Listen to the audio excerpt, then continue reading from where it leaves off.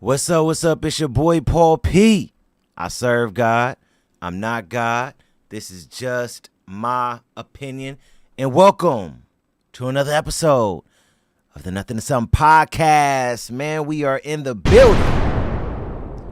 Man, today we have some topics that we got to get into. It's been a lot going on lately, right?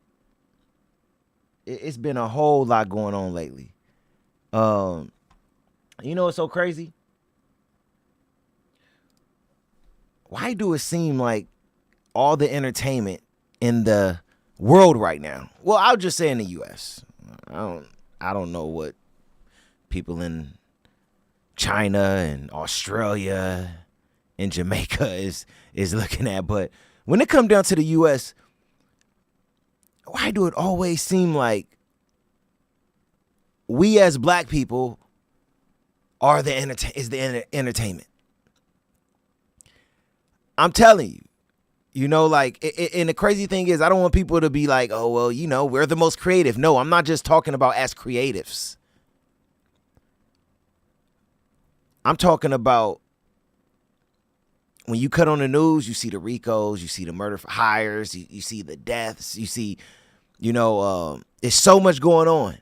And we are a very small percentage when it comes down to us as a black community. A very small percentage. We're like what? I think we're like 13 or 15%. If I'm wrong, somebody let me know when it comes down to the percentage of black people in the U.S. I think we're only like 13 to 15%. Maybe it went up a little bit. I don't know. I haven't checked in a while. I think the last time I checked was probably like 2020. To be honest, maybe it went down some. I know the Hispanic community is going up. You see the Caucasian community, when it come down to the percentage, went down like a couple of percent because they're always leading when it come down to race percentage in the U.S. But us, we kind of like stay in that same 13 to 15%. Right? But when it comes down to entertainment, good or bad, we're like 90% of the entertainment. It's crazy, right? It's really crazy. But first and foremost, I appreciate everybody for being here. Showing up to the live today, man. I want to get into some important things. This podcast have been involved in the latest RICO, where our name is on the indictment. So I want to get up into that a little bit. I've also been getting DMs from individuals asking me and I don't know why people are so interested in it, but I'm always going to bring everything to the podcast, right? I think that is only important, right? So I've been getting DMs where people is now asking me, well, we see the feds reached out to Adam. Did they reach out to you as well? Because you're in the indictment. We'll get into that. Let me just go into the topics. Let's go into the topics. So today we're going to be going through, of course, the Big U indictment. We got to talk about that.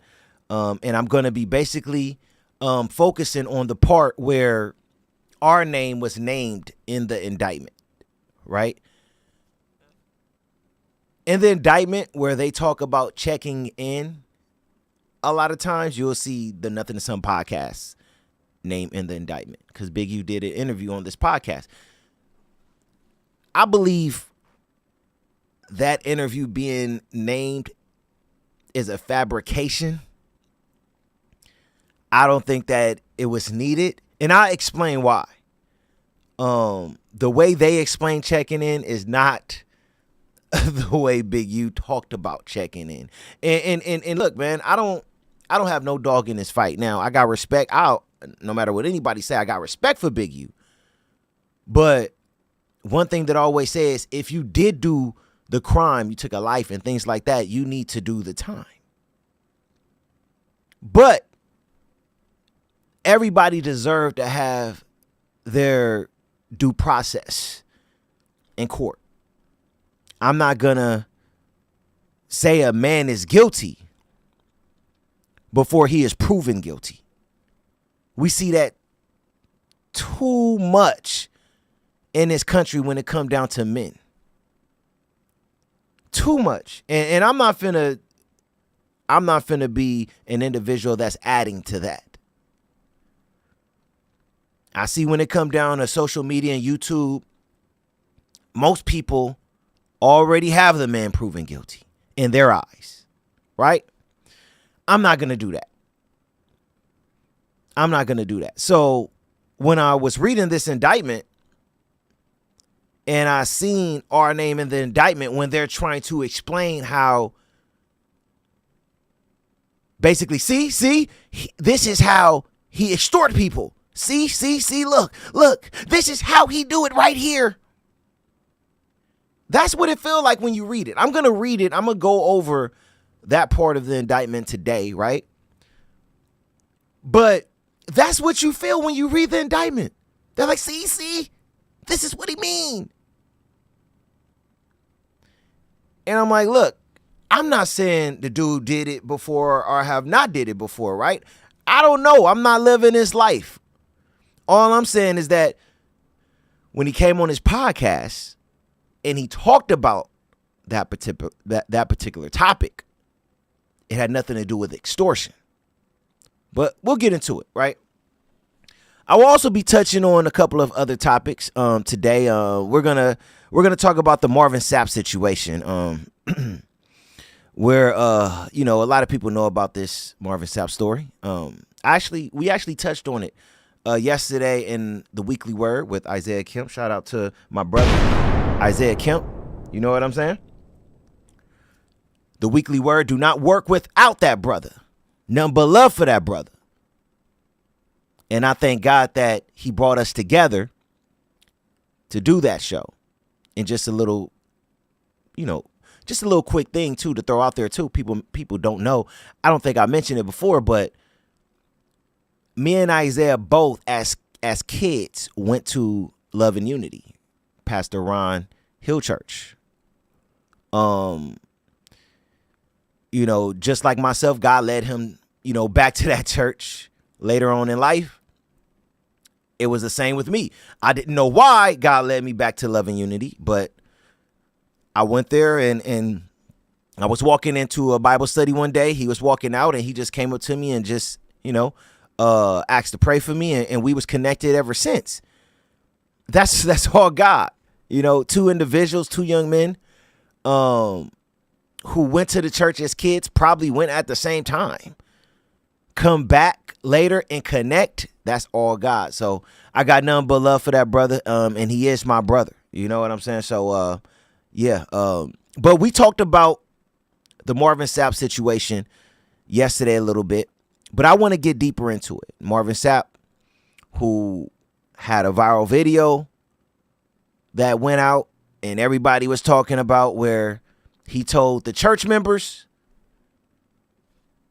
I need to see you pay your tithes. I need to see you pay something. Basically, he told the deacons, go lock the doors, or the ushers. He told the ushers, go lock the doors in the church.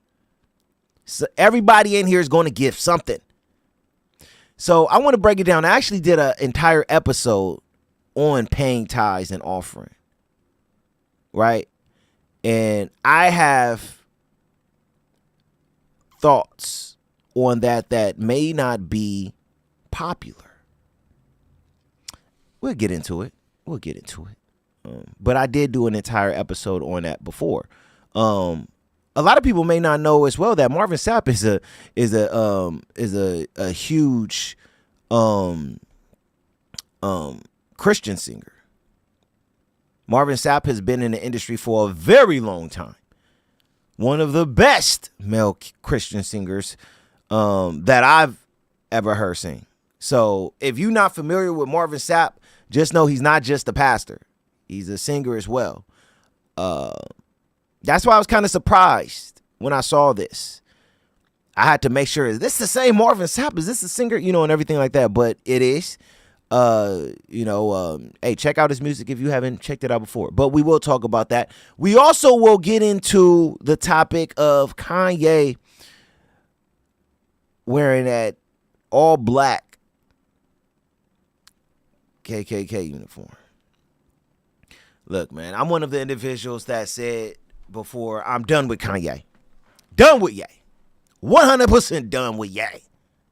Don't want to talk about him. But when you do something as dangerous as this, where it's not even funny, and the reason why I'm done with Ye is because I really are why I said I was done with Ye is because I believe, look, man, Kanye West got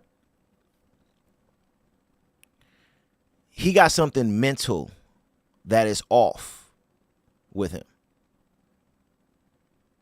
Something is seriously wrong with Kanye West. And I don't think it's a game. I think it's very serious. So I'm not going to continue to talk about a person who I know have a mental disability. But when it comes down to what he just did, that's dangerous. And it's something that should be talked about in a way to where we explain to people out there, hey, I understand everybody trying to go viral and want to go viral, but this right here, you not Kanye. Be careful. But we will talk about that a little bit, man. That's some other stuff I want to say, but we'll get into it. But before we get into talking about the indictment, I want to let everyone know that I am giving away $100 today. Now, the last 4 Into Us shows, I did a Cash App question to where I was giving out $100. But no one got it right. I tried to make it easier and easier and easier, right? No one could get it right. So I'm going to put it out there again. I got a question for today. And if you get the question, if you answer the question right, live. Is this a drum roll?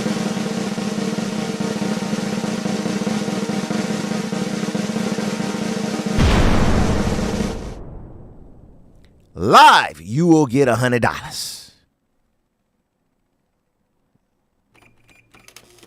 It was supposed to say cha-ching. Hey, man. You will get $100 live. So let me go on and put that question out there. The question is, what day in the month of September, and this is September 2022, did I do the Big U interview on? All right, here we go right here. I wanted to put it up this time so people could see exactly what I'm asking. What day in the month of September 2022 did I do the Big U interview on? Come on, people. You get the answer right, you will win $100. I will send it to you live on this show.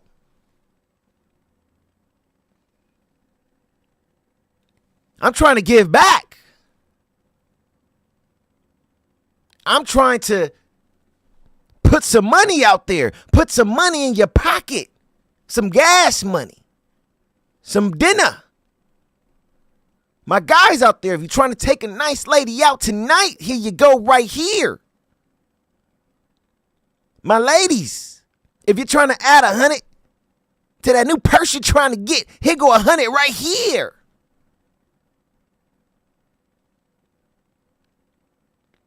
Hey, if you want to pay your tithes and offering, here go 100 right here. I bet you not one person up in this chat or here will put this $100 towards tithes and offering. And we have some Christian people who watch. In fact, lately it's been a lot of Christian people who watch. But I bet none of y'all will put this 100 towards your tithes and offering, especially after the Marvin Sapp situation. But again, the question is, that's wine is for you. What day in the month of September did I do the Big U interview on? And look, it's only 31 days in the biggest month, 31. You either got the 1st or the 31st. You can't go further than that. And also, when it come down to it, you only could pick one number. If it's someone who put in the chat multiple numbers, I'm going to take the first number that you put up. All right? The first number. And also, people who is watching on Facebook or Instagram, you have to put your answer in the chat on YouTube. All right. And I thought, I was like, why not ask this? For one, it's not a hard question. You know, it's not hard. It's very easy. And for two, I'm like, well, we're talking about, you know, Big U in the RICO case and the indictment and things like that today. So why not make that the question? Why not, right? So I'm going to leave it up here for a little bit, and I'll pull the question back for people who come in later because I want to make sure that we get a winner today. I want somebody to win $100. In fact, I'm going to my Cash App right now. All right. I'm here. I'm waiting for a winner. I'm waiting for a winner. It's here. I'm waiting. All I'm doing is waiting for a winner. After 4 weeks, I'm like, man, come on. I mean, the first couple of weeks, I'm like, man, hopefully nobody win. But now I'm like, nah, man, I want someone to win. I want to give back. I want to show love to the people who watch this podcast and even people who come in for 5-10 minutes, watch and go back to doing what they're doing. I just appreciate anyone who, you know, is a part of this podcast, check out this podcast and got some love for this podcast, man. So I just want to give back any way that I can. And I want to move to the next phase because after somebody won 100, maybe next month I'll do 250. But we got to have somebody win the 100 first. You feel me? Come on. Come on. All right. All right. So, y'all ready to get to the indictment?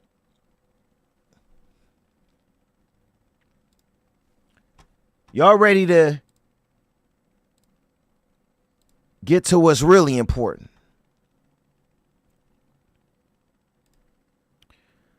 All right, so and also we'll be looking in the chat, seeing, you know, who get the right answer. You got until the end of the show to get the right answer. All right. So if you do put your answer in there and you do leave, make sure you come back to see if you win.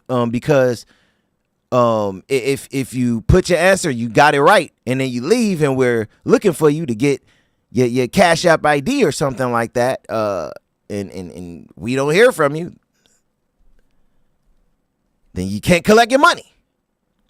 So if you do put an answer, make sure that you stay, you know, coming, you know, back and listening. Unless you just stay and listen to those shows. If you do that, then hey, more power to you. Appreciate it.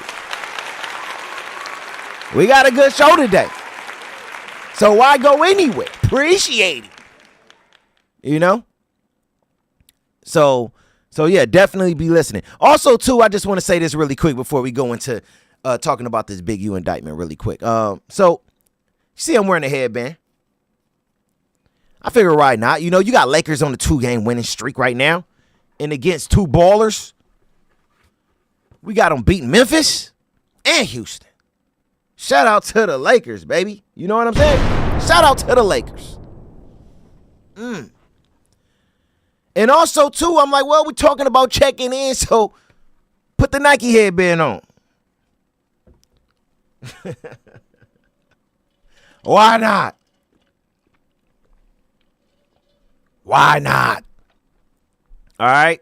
So I just wanted to just talk about it. It was people probably be like, oh, why is she wearing a headband today? Why? Because people always, like, that's one thing that I'll say when it comes down to the chat. I definitely have trolls come through a lot of times. Y'all got something to say about my hair. You got something to say about what I'm wearing sometimes. You got something to say about whatever's going on. So for all of you who got something to say now about the headband, hey, switching it up a little bit. I'm feeling a little bit in my basketball mode, all right? So that's why I got the headband on. What? All right, let's get to it. So, for the people who may not have known, the 43-page indictment for the RICO case dealing with Big U came out, I believe it was Thursday of last week. Now, when the indictment first came out, me personally, I look at other podcasts and other channels to kind of hear them go through the indictment. This is not the academics channel. This is not law and crime or anything like that. I don't really go through indictments. It's not my thing. Don't really care about it at all. But when I heard DJ Academics going through the indictment, he said our name a couple of times, and Nothin to Somethin Podcast. And then I got a couple of DMs and calls saying, hey, you know y'all in the indictment. And I'm like, for what? And like, well, they talking about the podcast episode that he did with you guys and some of the stuff that he said. This is a part of the indictment. And I'm like, oh, really? So I went and got the indictment myself, went through it, and I'm like, all right, we are in the indictment. Not nothing to be proud about. Nobody want to be a part of, well, I don't know. Some people may want to be. When they be saying people like Act Name and Vlad Name, it sounds like they be excited about it. I don't know. I didn't look at it as an exciting thing to be in an indictment. I don't want to see our people locked up. I don't want to see our people catching cases. I don't want to see our people getting RICOs. I don't want to see none of that. So it was not a proud moment.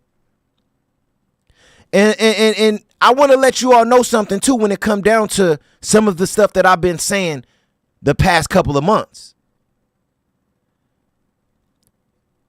There's another RICO that's about to come out for you all that don't know. There's been little subliminals thrown out there about another RICO that's coming. A 4PF RICO. That's Lil Baby crew. I said a long time ago, before all these RICOs started coming out, that we're going to start seeing groups and crews in every state that's associated to hip hop catching RICOs. And what happened? After I said that, we saw the Thug situation. There is one in New York with what's my guy name? If someone could think of the rapper in New York name who is a part of a RICO case, let me know. Let me know. It may pop up in my head, but the situation in New York, right? Now we see the one in LA. Now we hearing about the 4PF situation. I'm telling y'all this right now. In the next year and a half, 2 years, we're going to see a RICO given in just about every state. Just about every hip hop crew is going to catch a RICO. It's something that I hate. I don't like seeing nothing but people in the black community getting taken down left and right. Like I said, if you do the crime, hey, you got to do the time. But a lot of times these RICOs is just adding people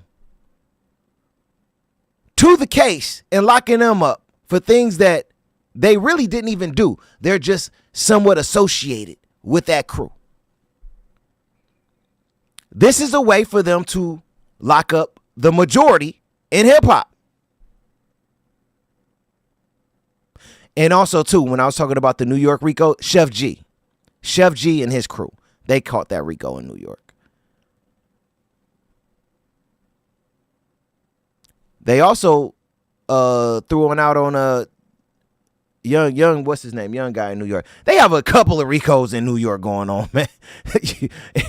all start off with rappers. All start off with rappers, man.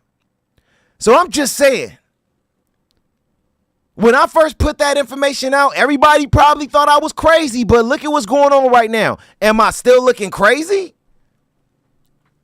People, am I still looking crazy? If I am, say it. It is what it is.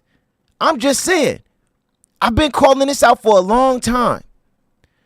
And maybe because I'm a Christian man and I'm not on the side of the majority with this, because the majority is all about, hey, free this person, and you know, they didn't do nothing, and hey, I still want to be a part of that, whether they did a RICO or whether they really a part of this RICO or not. Look, I want to see hip hop change.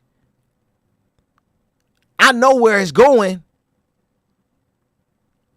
when it comes down to standing the way it's standing right now.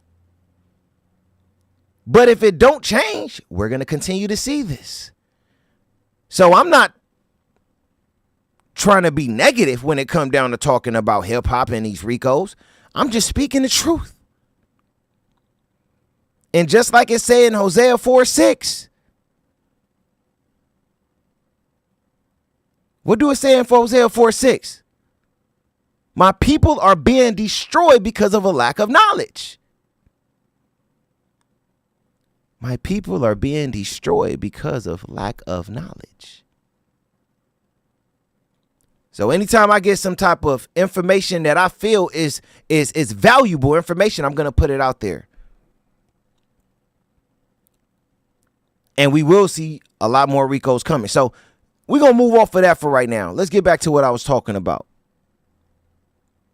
So when this indictment came out and I heard that we was a part of it, it didn't feel good, and it was even worse after we started reading the indictment and seeing why we're in the indictment. And to me, it makes absolutely no sense. Because it focuses on Big U talking about checking in. But they add it together with extortion. And when he was here talking about checking in, it had nothing to do with extortion. And another thing as well, every rapper that I brought in here and sat down across from me on this podcast agreed with checking in. Had nothing to do with extortion. They all agreed. Every last one of them said, I'm not going nowhere without making sure I'm checking in with somebody, because I don't want to be a person that end up getting set up out here because I don't know no one here. Not necessarily checking in because, oh, this person that's in that state is using extortion tactics. No, checking in because, hey, I'm cool with dude over there. So if I go in this state, I'm gonna make sure that I let them know, hey, I'm coming through. What's the hotels I should stay in? What's the restaurants where I'm straight at? You know what I'm saying? You know, you just got to make sure everything is cool. So every rapper that came here agreed with that. So Big U wasn't the only one that came here and talked about checking in. 95% of the individuals who I was bringing in here at that time talked about checking in. Right? So what I want to do right now is let's go to this indictment and read exactly what it says.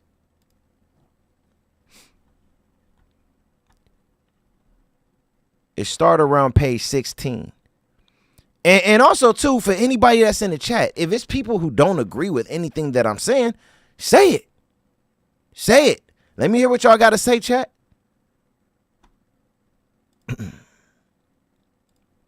Let me hear what y'all got to say, chat. Don't just put your answers down there to win some bread.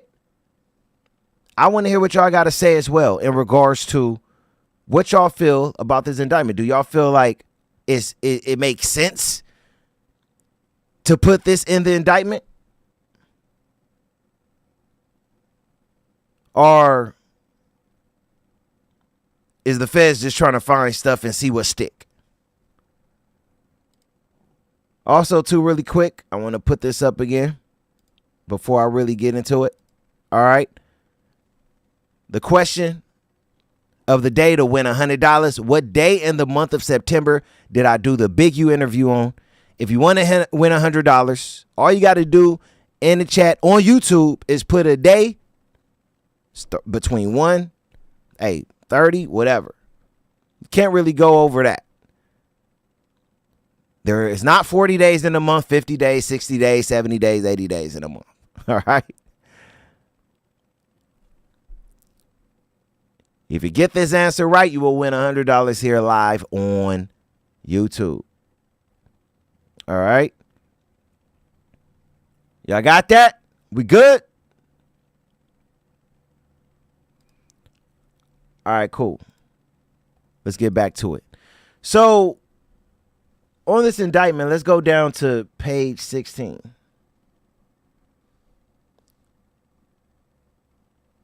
That's where it starts with the Nothin to Somethin podcast. Let me see.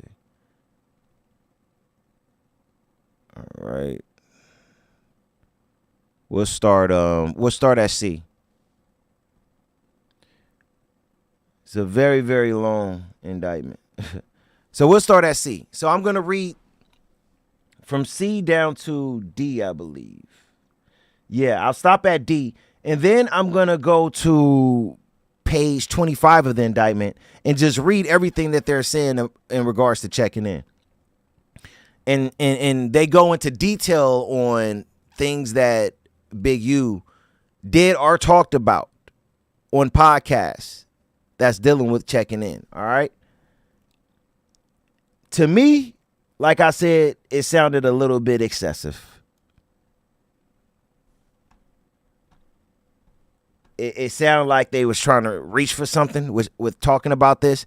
I mean, they got things on here that I'm like, okay, if he did that, that makes sense. But the checking in stuff to me is just garbage. It don't make no sense.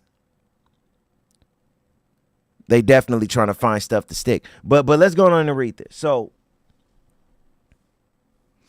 as part of the Big U Enterprises purported control of Los Angeles, individuals, including professional athletes, musicians, and others, intended to conduct certain types of business in Los Angeles, including both legitimate business and illicit criminal conduct, were required to check in with Henley prior to traveling to Los Angeles or engaging in certain activities to obtain protection from the Big U Enterprise while in Los Angeles. Henley hosted a podcast titled Checking In, the opening theme song of which explained, when you hop off the plane, check in. Penthouse suite, check in. When your feet hit the street, check in. I'm sorry. Oh man, I never watched a Biggie podcast, so I didn't know about that. Hey man, people be trying to be creative. He was rhyming and everything, man. When you hop off the plane, check in. Penthouse suite, check in. When your feet hit the street, check in.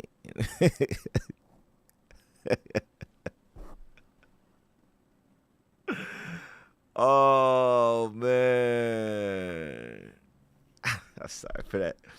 No disrespect, man, for that theme song, man. You know what I'm saying?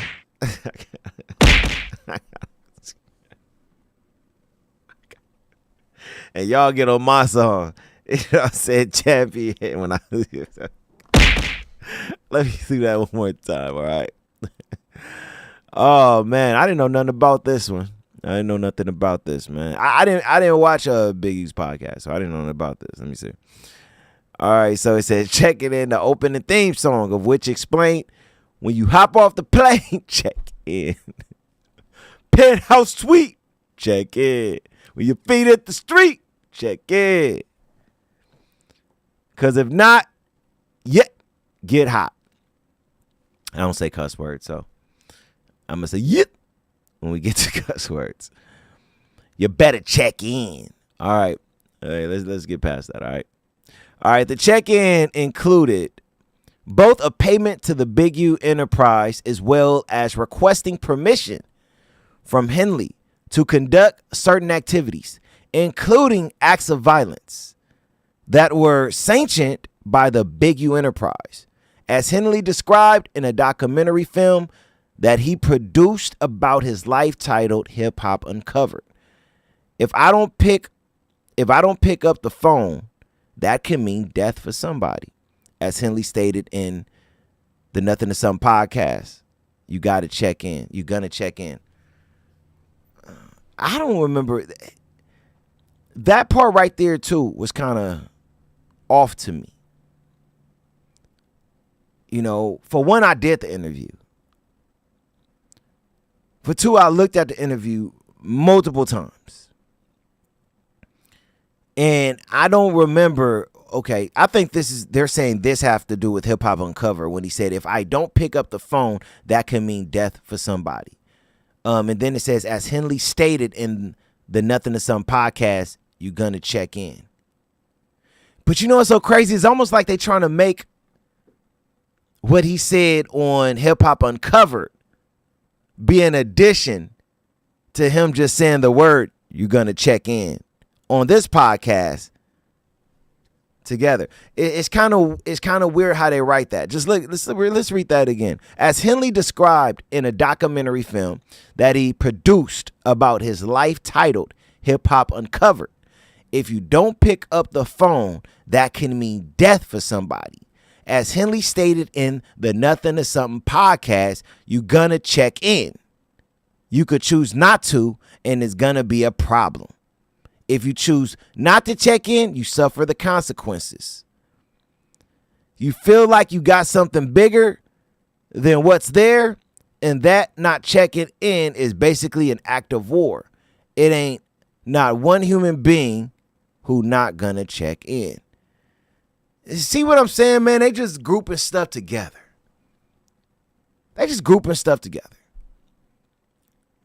First and foremost, that don't even make sense. You know, when first and foremost, the part about checking in came up during a question about PNB Rock.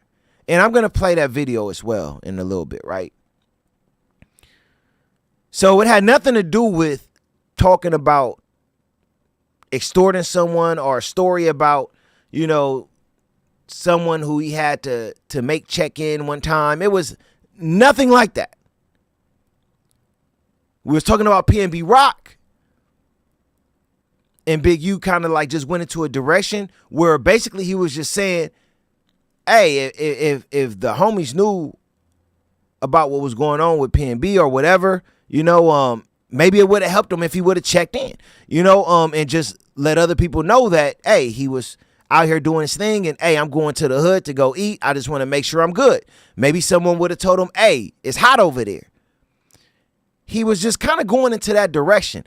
It's just funny how they write this in an indictment, just trying to get something to stick. You know, I'm going to read it again. And if it makes sense to you, help it make sense to me.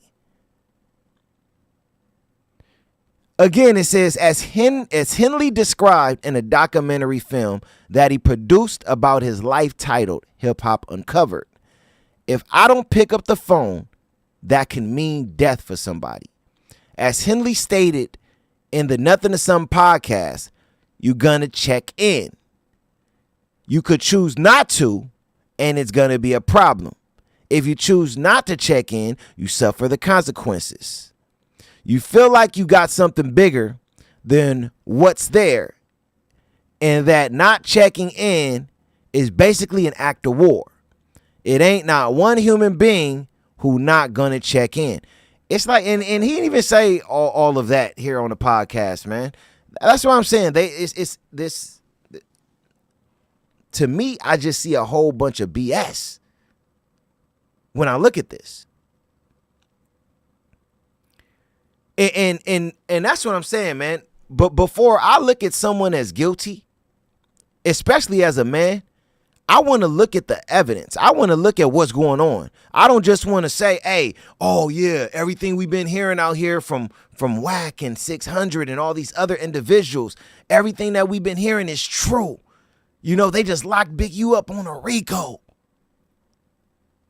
So everything that they say in this indictment is all true. It all makes sense. Well, I'm showing y'all right now that the stuff that they have here associated with the Nothin to Somethin podcast didn't happen. The only thing that he said out of everything they said here in this paragraph on this podcast was check in. That's it. Just check in. Nothing else in this paragraph he said on here, because it wouldn't even make sense because we didn't even go into that. To me, it shows that they really don't got much.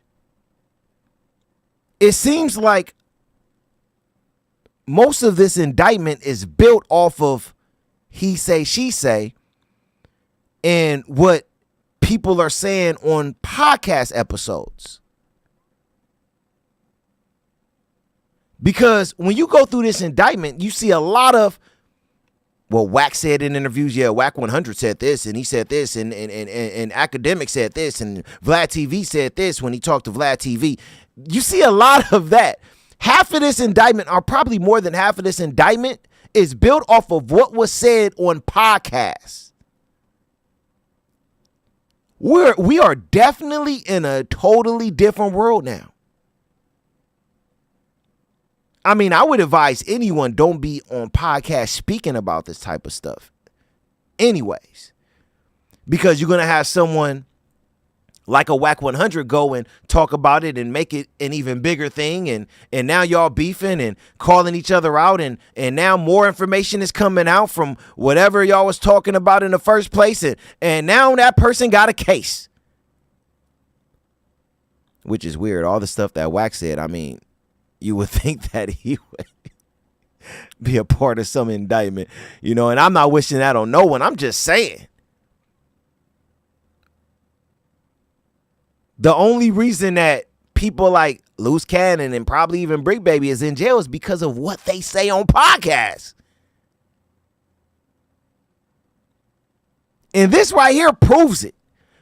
Because they just they picking sentences from everywhere and placing them together like all that was said at that one place. That's why I was shocked when I saw this indictment and saw the Nothin to Somethin podcast. Because I'm like, well, if you would have said exactly what he said on this podcast, you would have looked at it as a positive thing. He kind of like helping individuals out.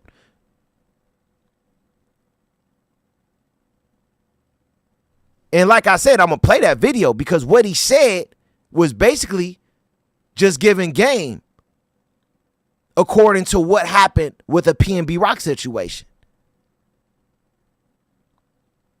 You know? I mean, that song was kind of funny, though.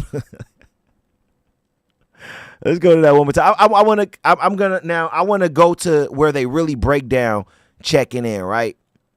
So we're going to go into more of the indictment, but I just want to go through the song one more time. Well, I got to. Henley hosted a podcast titled Checking In.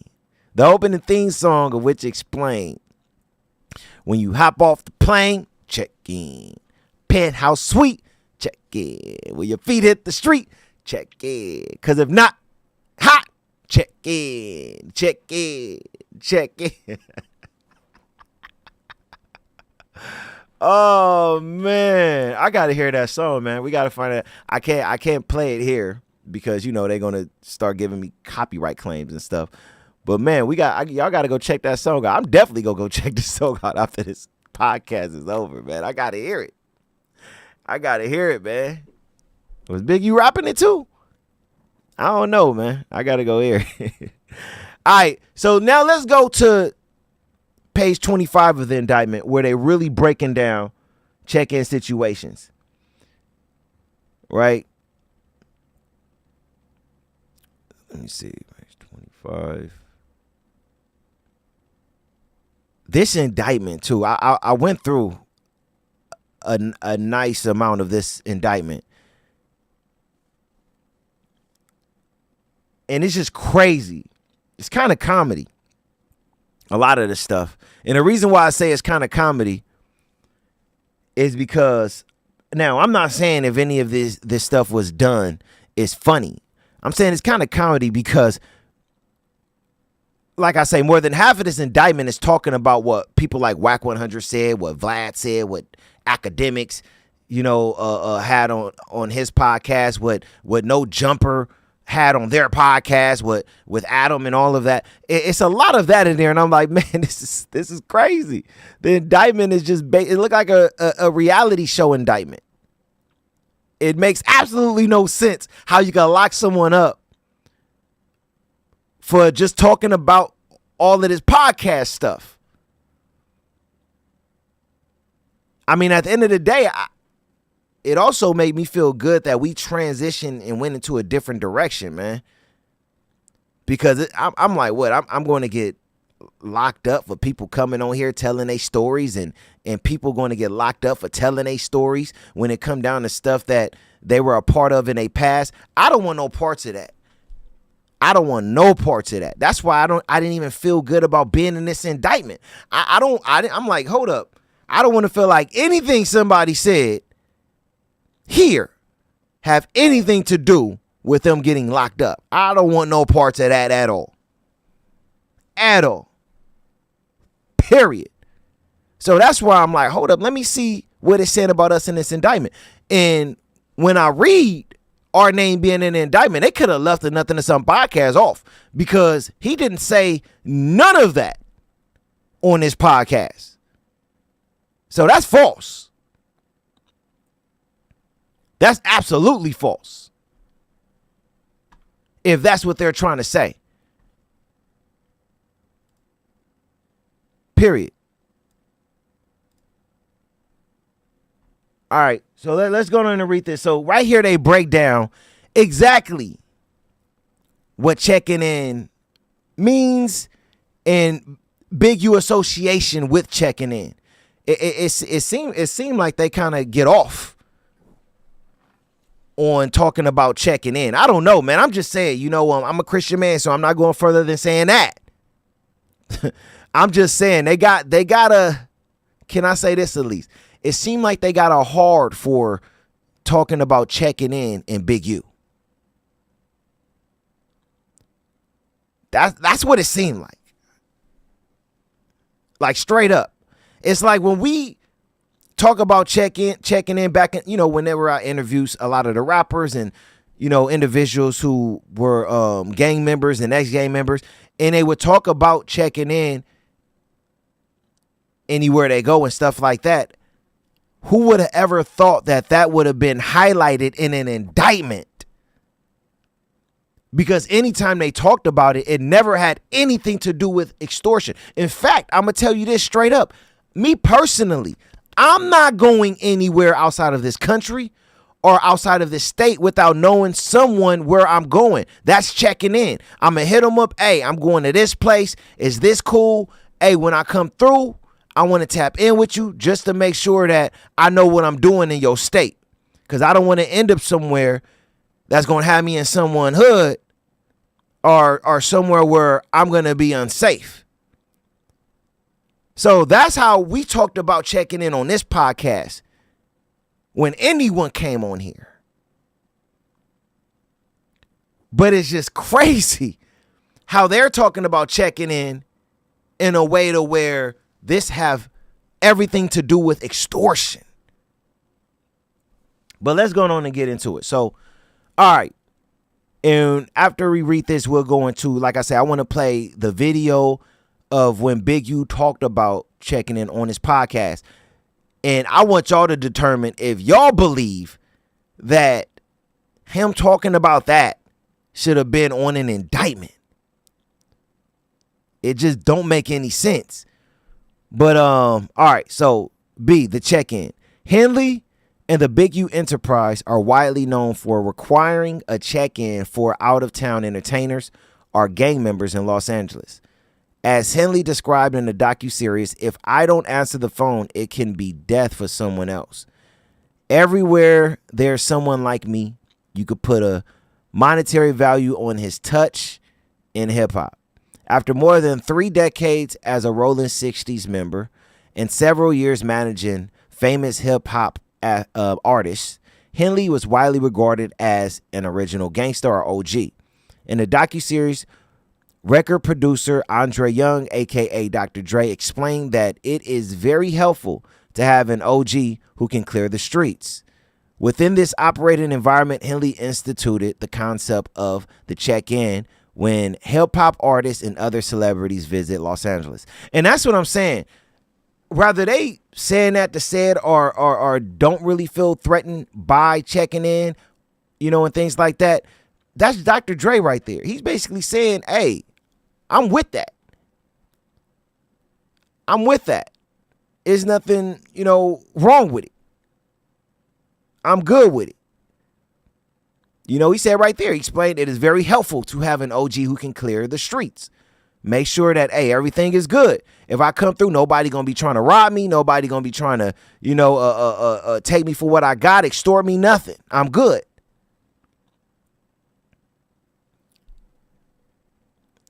I'm just saying. All right, number 1, how the check-in works. 33. The check-in is a term used when someone travels outside of their home city to another city. During that travel, the individual must check in or meet with the local street representative of said city to pay a tax or fee for permission both to move about freely and to have an event or conduct business in that other city without the risk of harassment or danger from criminal elements. That's not always necessarily true. That's not always necessarily true.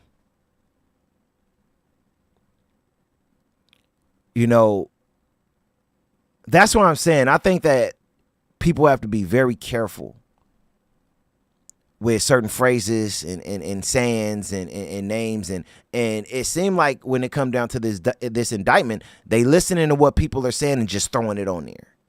That's what it looked like to me. Because anybody I ever sat down with and we discussed checking in, it had nothing at all to do with paying a tax or fee.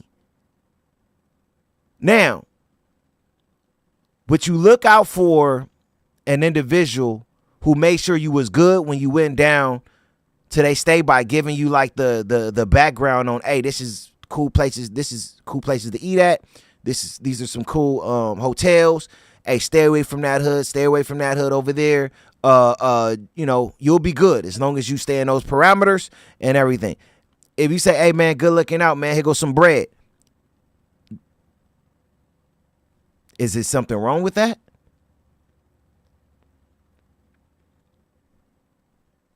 I'm just saying, it's kind of like now, this is what I will say.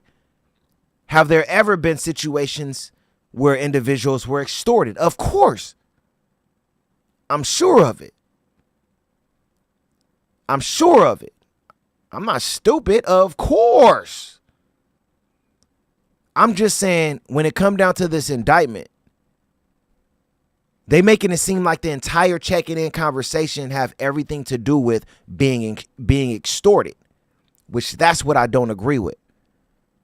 All right, let me continue. While Henley and other supporters attempted to persuade the public that the check-in provides safety and security for those who do so, as set forth herein, Henley and the Big U enterprise also manufacture the very danger they purport to protect against. According to Henley's statement in the docuseries, as corroborated by our investigation, some visiting hip-hop artists and other individuals pay Henley a fee to check in if they are not from Los Angeles. In the docuseries, James Anthony, a.k.a. Bimmy, and Steve Lobel, the CEO of A2Z Entertainment, stressed that it is important to know the right people, such as Henley, when visiting places like Los Angeles. However, as podcaster Livingston Allen, a.k.a. DJ Academics, explained in the docuseries, the check-in is analogous to a commission for the gang or neighborhood where an OG is from. Not all the time. And that's what I'm saying, man. I gotta give them one of these two. And look at who they listening to. DJ Academics. This ain't nothing that some, a veteran gang member or someone who used to be in gangs but is not in gangs anymore but know how the gang work talking. They're taking something that DJ Academics said and using it as law. And putting it in an indictment. Look it. However, as podcaster Livingston Allen, a.k.a. DJ Academics, explained in the docuseries, the check-in is analogous to a commission for the gang or neighborhood where an OG is from.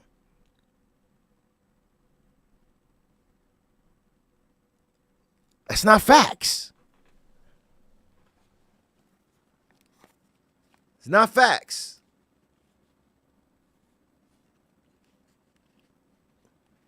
Not facts at all. That's why I say it's really funny that they over here taking something that DJ Academics is saying.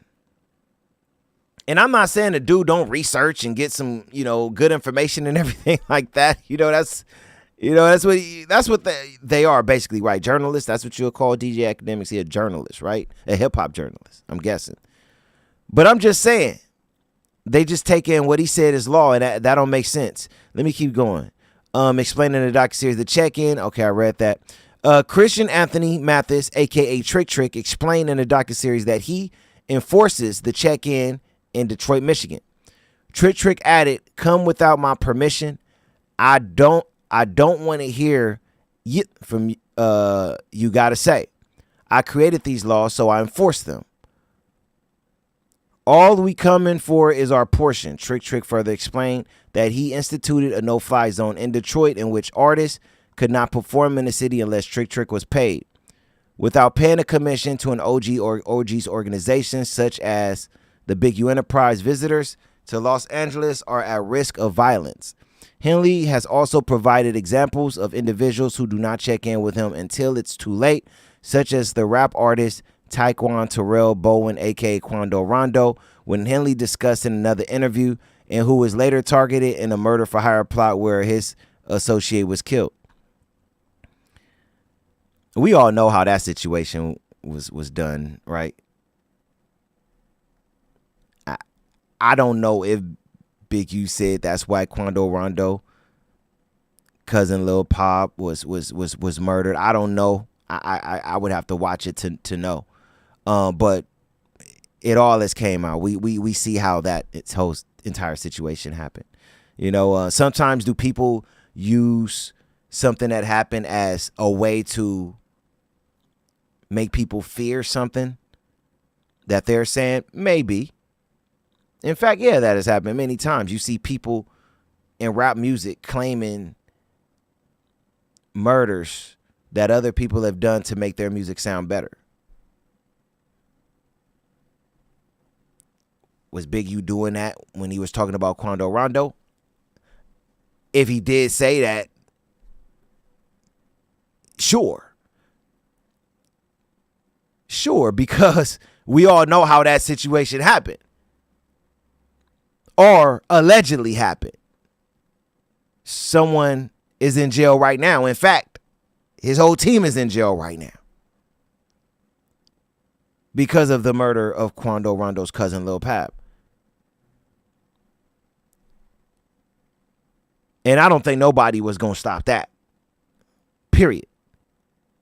In fact, nobody probably even knew it was going to happen. So, when defending this practice in interviews, Henley has stated that it is no different than when a Learjet flies over the United States. Now, he did say this on our podcast. They just didn't put our name right here. He did say this, but I'm going to play the clip where you can see how he explained that entire, sentence, right? But let me go back to what it said. When defending this practice in interviews, Henley has stated that it is no different than when a Learjet flies over United States airspace. They want to know who you are. Henley said his practice is no different, which I believe indicates that he purports to own and control Los Angeles through the Big U enterprise. Now, there they go twisting it again. When he was saying it, he didn't state that the way I run my ship is that same way. He basically was saying when it come down to checking in, they require you to check in. That's what checking in means. It's funny how they word this. It says, when defending this practice in interviews, Henley has stated that it is no different than when a Learjet flies over United States airspace. They want to know who you are. Henley said his practice is no different. He did not say his practice is no different. I'm going to play the clip. He did not say that. He did not say what I do is no different. I believe he said someone checking in is no different or checking in. He did not say my practice of checking in is no different. And then they add, which I believe indicates that he purports to own and control Los Angeles through the Big U enterprise. Man, it's just funny. It's funny, man. They definitely don't care about things being clear when it come down to information that they put on the indictment. They definitely, don't do that. And it's funny now looking at this indictment from inside out, because a lot of stuff that is on this indictment has to do with what was said on this podcast, right? In an interview. You could look at this indictment now and break these things down and say, well, no, that's not how it was said. And no, he didn't say that. And no, that's not true. You could look at it from that angle. And it makes you wonder, when it comes down to all the indictments out there, is it just a whole bunch of false, fabricated information on these indictments to get people to accept some type of a plea?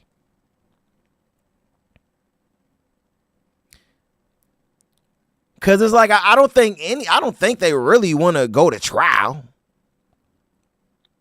And the legal system know that. So they like, let's just throw a whole bunch of stuff on an indictment. Misspelled words and all. And let's see what stick. And we're going to try to get them to accept the plea. That's what's going to happen. As long as they get Big U up in there for somewhere around 15 plus years, they like, cool. I don't think they care about half of this stuff on here. Really, if they didn't have that murder connected to the indictment, they wouldn't really have anything. This would be just a whole bunch of hearsay. I think that murder for them is what makes it solid, which we got to see is if facts behind, all of that. But all of this checking in stuff is garbage. They could have left all of this stuff out. Let me see how Henley and the Big U Enterprise respond to failures to check in. All right, let's see what they say about this. In 2022, the FBI interviewed a cooperating witness, CW1, who told I wonder who CW1 is, who told the FBI about one of these check-in incidents. CW1 said he knew Henley, who was a Rolling 60s member. CW1 also said Henley led a money-making gang that was distinct from the Rolling 60s, referring to the Big U Enterprise. According to CW1, rap artists, athletes, and other individuals needed to pay Henley a fee when they visited Los Angeles. CW1 believed the fees that Henley collected were extortion payments. CW1 then recounted that a large buy-in dice game occurring in Los Angeles in June 2019. The game involving a professional boxer, AB, which people should know. I mean, that's so easy. That's Adrian Broner. All right. AB associates and several prominent NBA players, according to CW1, AB and his associates fixed the game and cheated the NBA players out of millions of dollars using teased dice. Following that game, Henley directed a group of Big U Enterprise associates to rough up AB, who did not check in with Henley, and to get the money back from him on behalf of the cheated NBA players. Multiple members of the Rolling 60s ultimately arrived, and Henley used them to press AB. C1 said that Henley was involved with the incident because Henley was involved in and or would approve of any dice games or similar events such as parties involving large sums of money and prominent NBA players and celebrities in Los Angeles. Multiple persons involved in the incident who have since been interviewed, including former NBA players, confirmed that Henley was paid $100,000 for negotiating this debt. However, each was later approached by associates of AB and told they still owed the money. CW1 was aware of other instances where NBA players or other celebrities would need to work with and get approval in advance from Henley to ensure their safety at events in Los Angeles, such as parties, gambling games, or advertising shoots. CW1 said that these celebrities would have to seek and or pay Henley for protection and approval or face retaliation from Big U Enterprise. We'll read a little bit more. At the outset of the investigation, Victim 1 was identified as an extortion victim. Victim 1 is described further below. From April 14, 2022 until April 15, 2022, Victim 1 conducted a consensually monitored meeting with Henley and other unidentified individuals. During the meeting, Henley told Victim 1 and others that he got into it with AB after AB cheated a current NBA All-Star out of $1.5 million and a former NBA All-Star out of $5 million. Henley also said that he charged the players $100,000 so that he could get their money back from AB. A confidential informant involved with the cheating scheme corroborated this information in that AB was confronted for failing to check in with Henley regarding the game.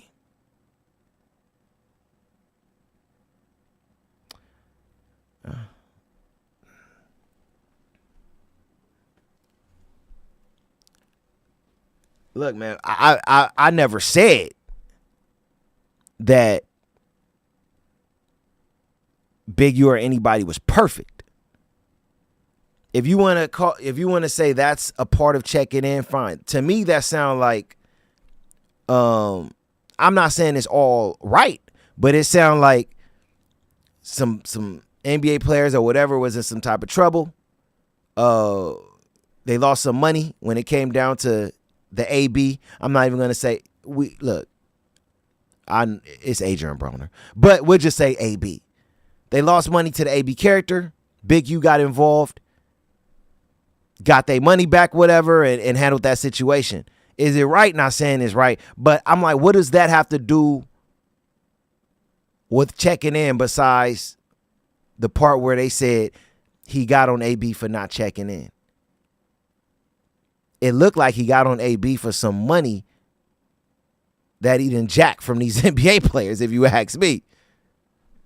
That's what it looked like. But all right, what I want to do now, really quick, I want to play a clip.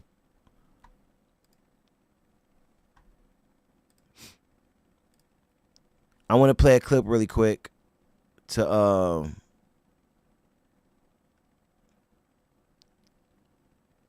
let's see. Also, too, I don't got nobody. Hey, I'm gonna put this out one more time. I'm trying to give everybody an opportunity. Is people out there not trying to win some money? I'm gonna put this out one more time.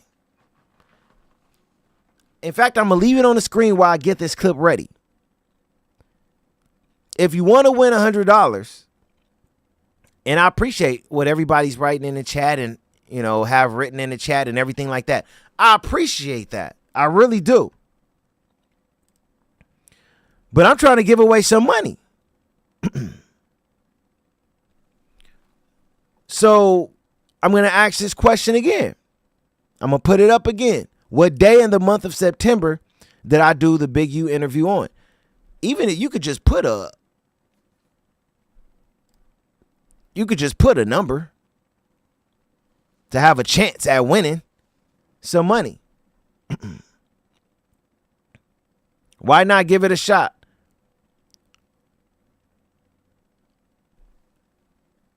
Why not give it a shot? All you got to do is put a number. And one number.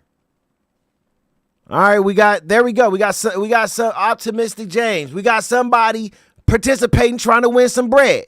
Here we go, another person. Finally, there we go. I mean, like, come on. It's free money. It's free money. It's easy. Just put up a number. Right? I'm basically trying to give it away. Now, you got to get it right. Even if someone wants you to win the game, I can't just give away participation money. Right? All I'm saying is put up a number. Put up a number. You could potentially win some bread right here live on the show. All right. I'm going to leave this up too while I pull up the clip that I want to put up. I want to pull up the clip. So this clip that I'm going to put up is the part where the feds, I'm sure, watched. They probably watched the whole interview. But this is the clip where Big U was basically talking about checking in. And to be honest, nothing that he said when talking about checking in had anything to do with what they put in that indictment. Nothing. Nothing at all. All right, 1 second. Let's go pull up this clip really quick. And also, too, again, I appreciate everyone who finally starting to put their answers. I will let you know if someone got the right answer at the end of the show. I am looking at the answers. I'm writing them down. I'm not going to say if you got it right or you didn't. You know, I'm not going to let you all know that now. Just everybody, if you have not put a number up, just put it up. If you put the same number as someone else, I'm going to take the first number listed if it's the right answer. All right. All right, cool. Let's go to this clip.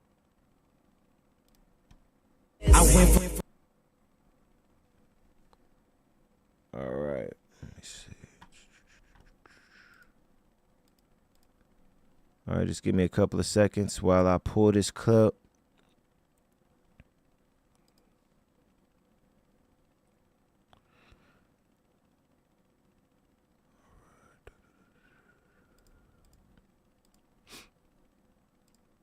Also, too, like I said, I gotta mute myself when I play it.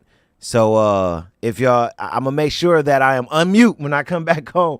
But just for times that happen, if y'all see that I'm mute when I come back on, I'm gonna unmute it really quick or as soon as I can. So if it happens in advance, my apologies. All right, let's get to the video. Here we go, 1 second.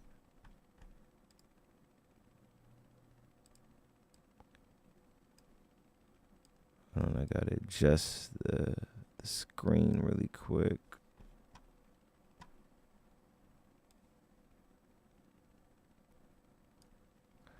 All right. Also, too, let me cut the caption off. Let's get that off. All right, we don't need all of that.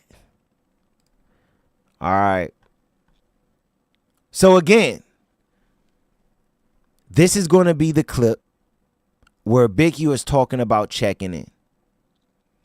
And the indictment,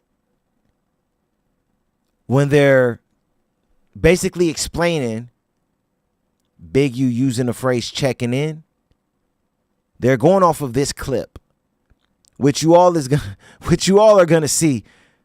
The dude wasn't even talking about anything that had to do with extortion. We started the conversation talking about PNB Rock. And the only thing that I took from what he was saying was, hey, here go a little game for you so you could prevent being in a situation like that. Right? That's what I took from it. If y'all take something different from it, let me know. Also, too, after I play this, I'm going to just read a little bit of the chat, too, before we get into the next topic. But, all right, let's go on and get into it.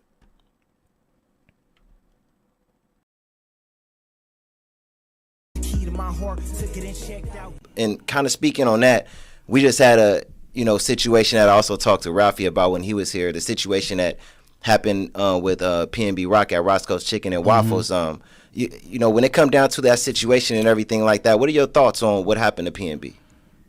I mean, it could happen to everybody. Just to be honest with you, I spoke on that. It's about greed. You know what I mean? Greed, envy, same thing I did. I mean, I did that. I was on the other side of, I grew up and I lived on the other side of what PNB Rock was. And we, in our lost mentality, we didn't see it like I see it now as an adult. So I would be remiss to speak of it, of how it was, because I mean, remiss to speak of it now, to speak to a kid, because I was that kid before. I was that person younger. And then when you hear the politics of it, you hear that the father may have had something to do with it, and that's foreign to me. That part is foreign to me, because you're telling your offspring to go do something, and it's not sending them to war, it's sending them to go rob something. But I mean, we in LA.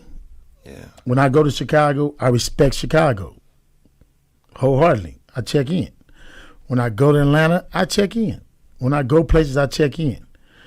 And I don't think nobody is safe. I know dudes right now from LA who are actual gang members who have been robbed for their jewelry, who real killers. Like, who really real killers. Like, if he ever find out who did that, he gonna knock everybody down. Yeah. You understand what I'm saying? You just caught slipping. Yeah. That's how it is. You know what I mean? And you try your best not to be slipping. And if you have the means not to, why do it? Yeah. You know what I mean? And it's just about, sometimes it's about respecting, yourself, and then trying to get home. Yeah, yeah. So, I mean, I hear a lot of back and forth on that, but I mean, I don't know that it's a perfect answer, other than me, myself, I check in. Yeah, yeah. And in certain places, I'm going to tell a dude if they check in with me, no, I don't think you should go there now. Yeah, yeah. I mean, he might want to go to the other one.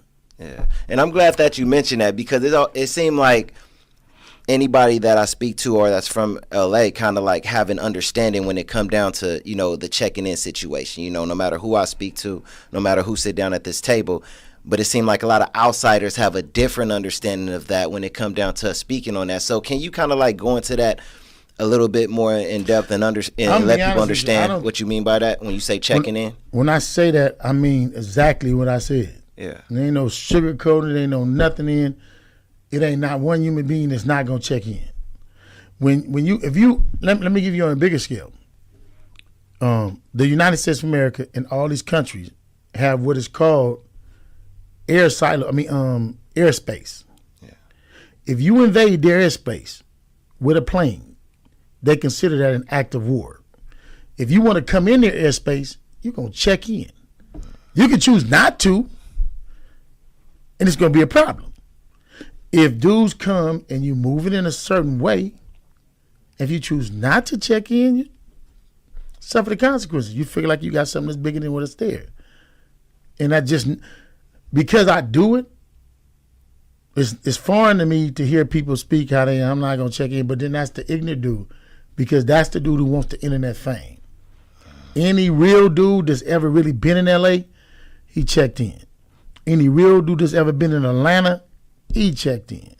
If you moving and you getting money, you going to check in because you need to know the right places to be and places not to be. That's a businessman. Yeah. So, but shit, some people feel like I am who I am. Now, to me, I didn't hear anything that was worth being added in an indictment. I personally did it. Maybe I'm missing something.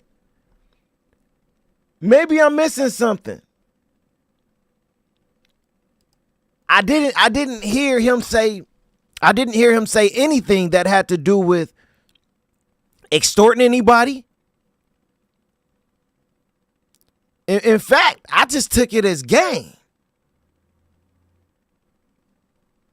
He didn't say anybody have to check in. He just said, hey, this is what I would do anytime I go out of town. And not just that, look, man.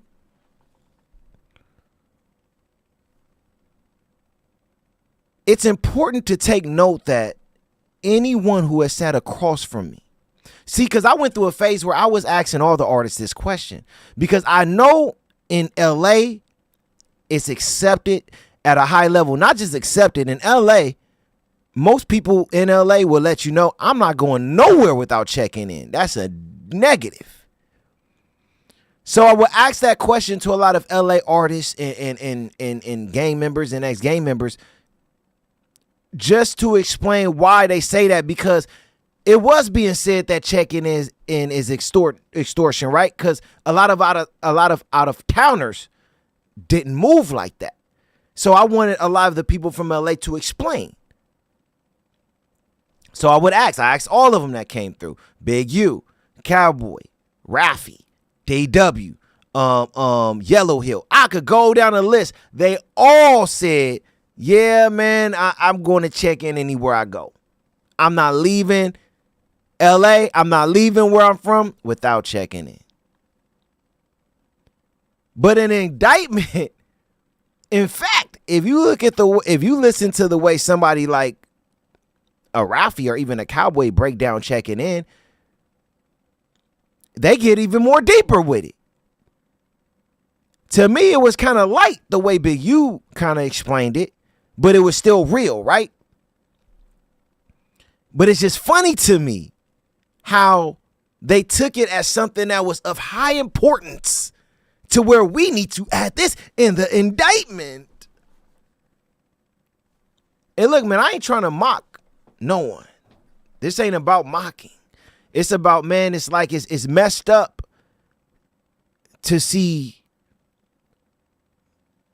people in the black community being put in these type of situations. It's like, look, if I got to fight something that I really did, a charge that has to do with a crime that I have committed, understandable. But when you start adding certain things in the indictment to make it sound better, oh, he said checking in on this podcast and that podcast. See how he's extorting people? To me, it becomes a little comical. Adding all these podcast names and social media influencers and things like that. Like, I didn't even go deep into that indictment because I'm not here to do all of that. But if you really go deep into that indictment, they talking about like I said earlier, they talking about conversations that Wack have with Adam and with Loose Cannon, and Brick Baby said this and he. I'm like, are you serious? Like, what? For real? Oh, man, but y'all got to go to Academics Channel for all of that. Y'all got to go over there for all of that. I'm not a journalist. Paul P is not a journalist. I give y'all the information that's needed, but after that, we going to chop it up. I'm going to talk about it with y'all. We going to have a conversation. I'm going to give my opinion. Sometimes I may even educate some individuals, but I am not going to be a journalist and break down an entire indictment. It's not what I do. It's not what I will ever do. So if y'all thought I was going to go over the entire indictment, nah, that's not what it was going to be.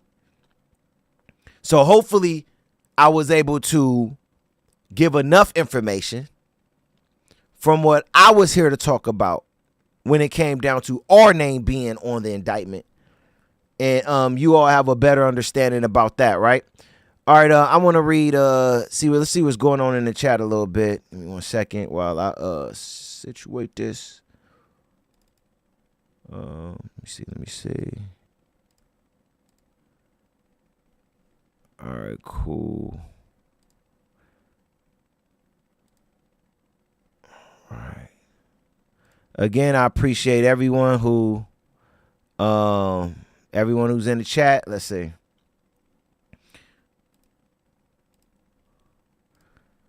All right.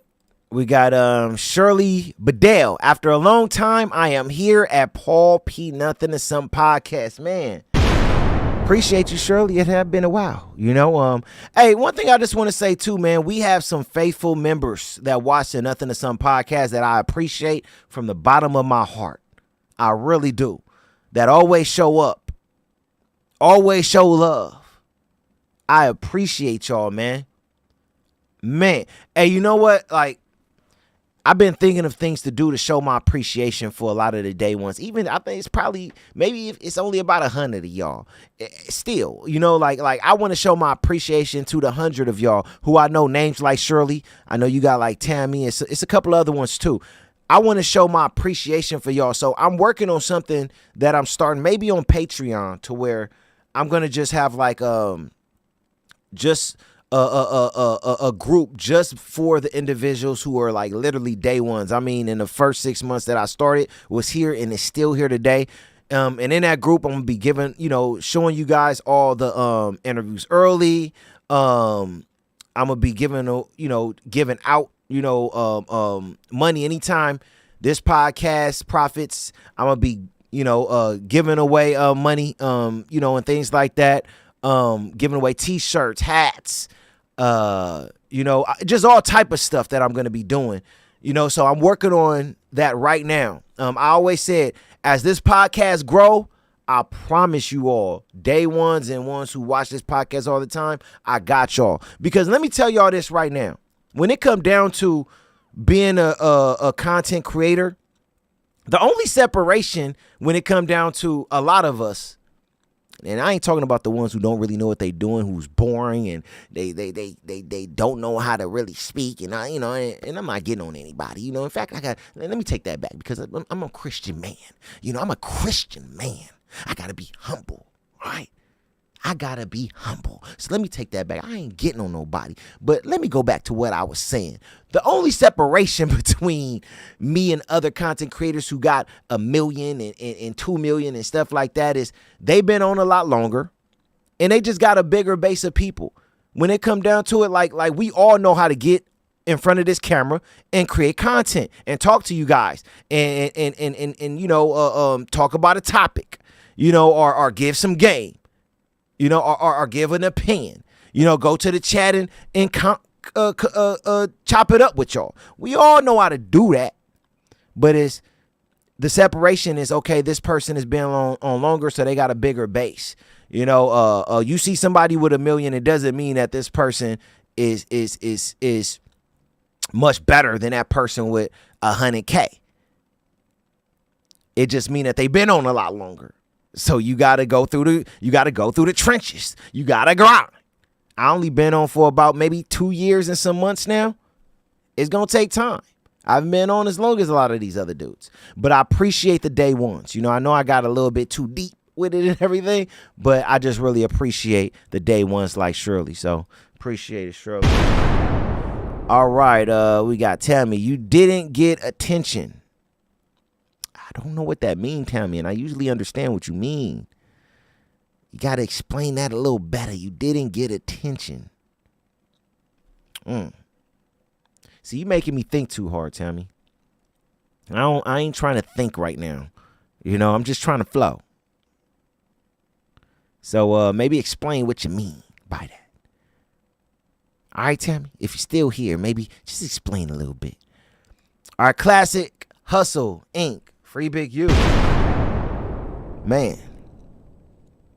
I mean, if they don't got proper evidence, man, to keep the dude locked up, I'm with you on that.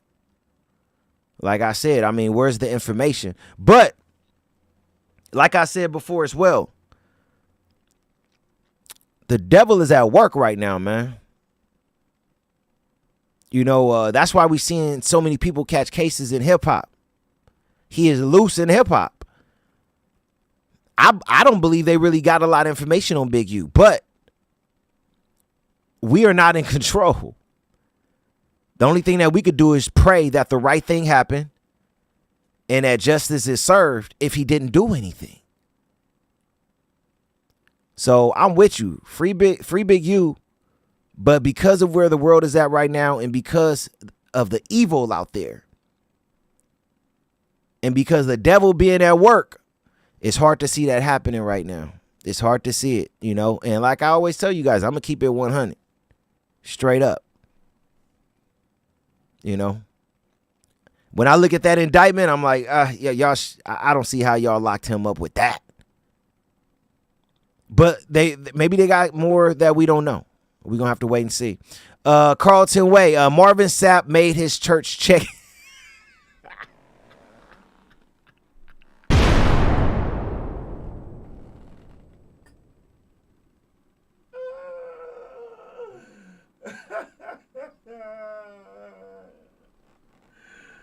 Oh, man, that's a good one.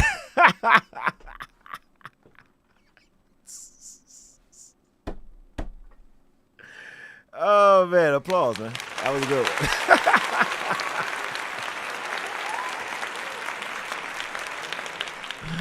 Marvin Sapp definitely made his church check-in. See, that's what I'm talking about, right? That's a real check-in. I'm going to give you another one. Carlton Way, 1. That's a real-life check-in. What Marvin Sapp did. We talking about all this checking in. That was a real check-in. He said, lock the doors. He said, lock the doors. In God's house. He said, lock them doors.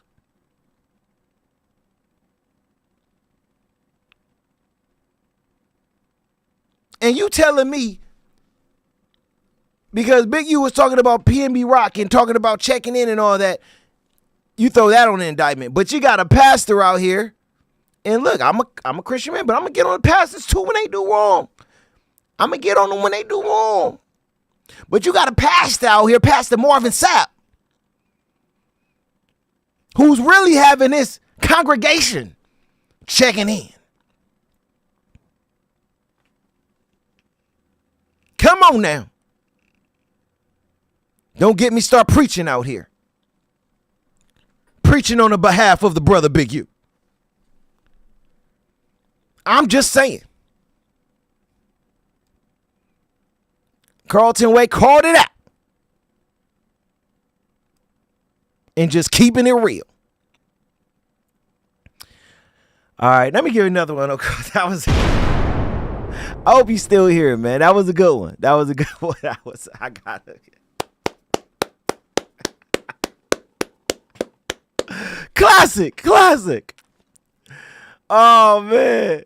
Hey, can y'all get off people like Big U now though? When after seeing something like that, y'all never saw him.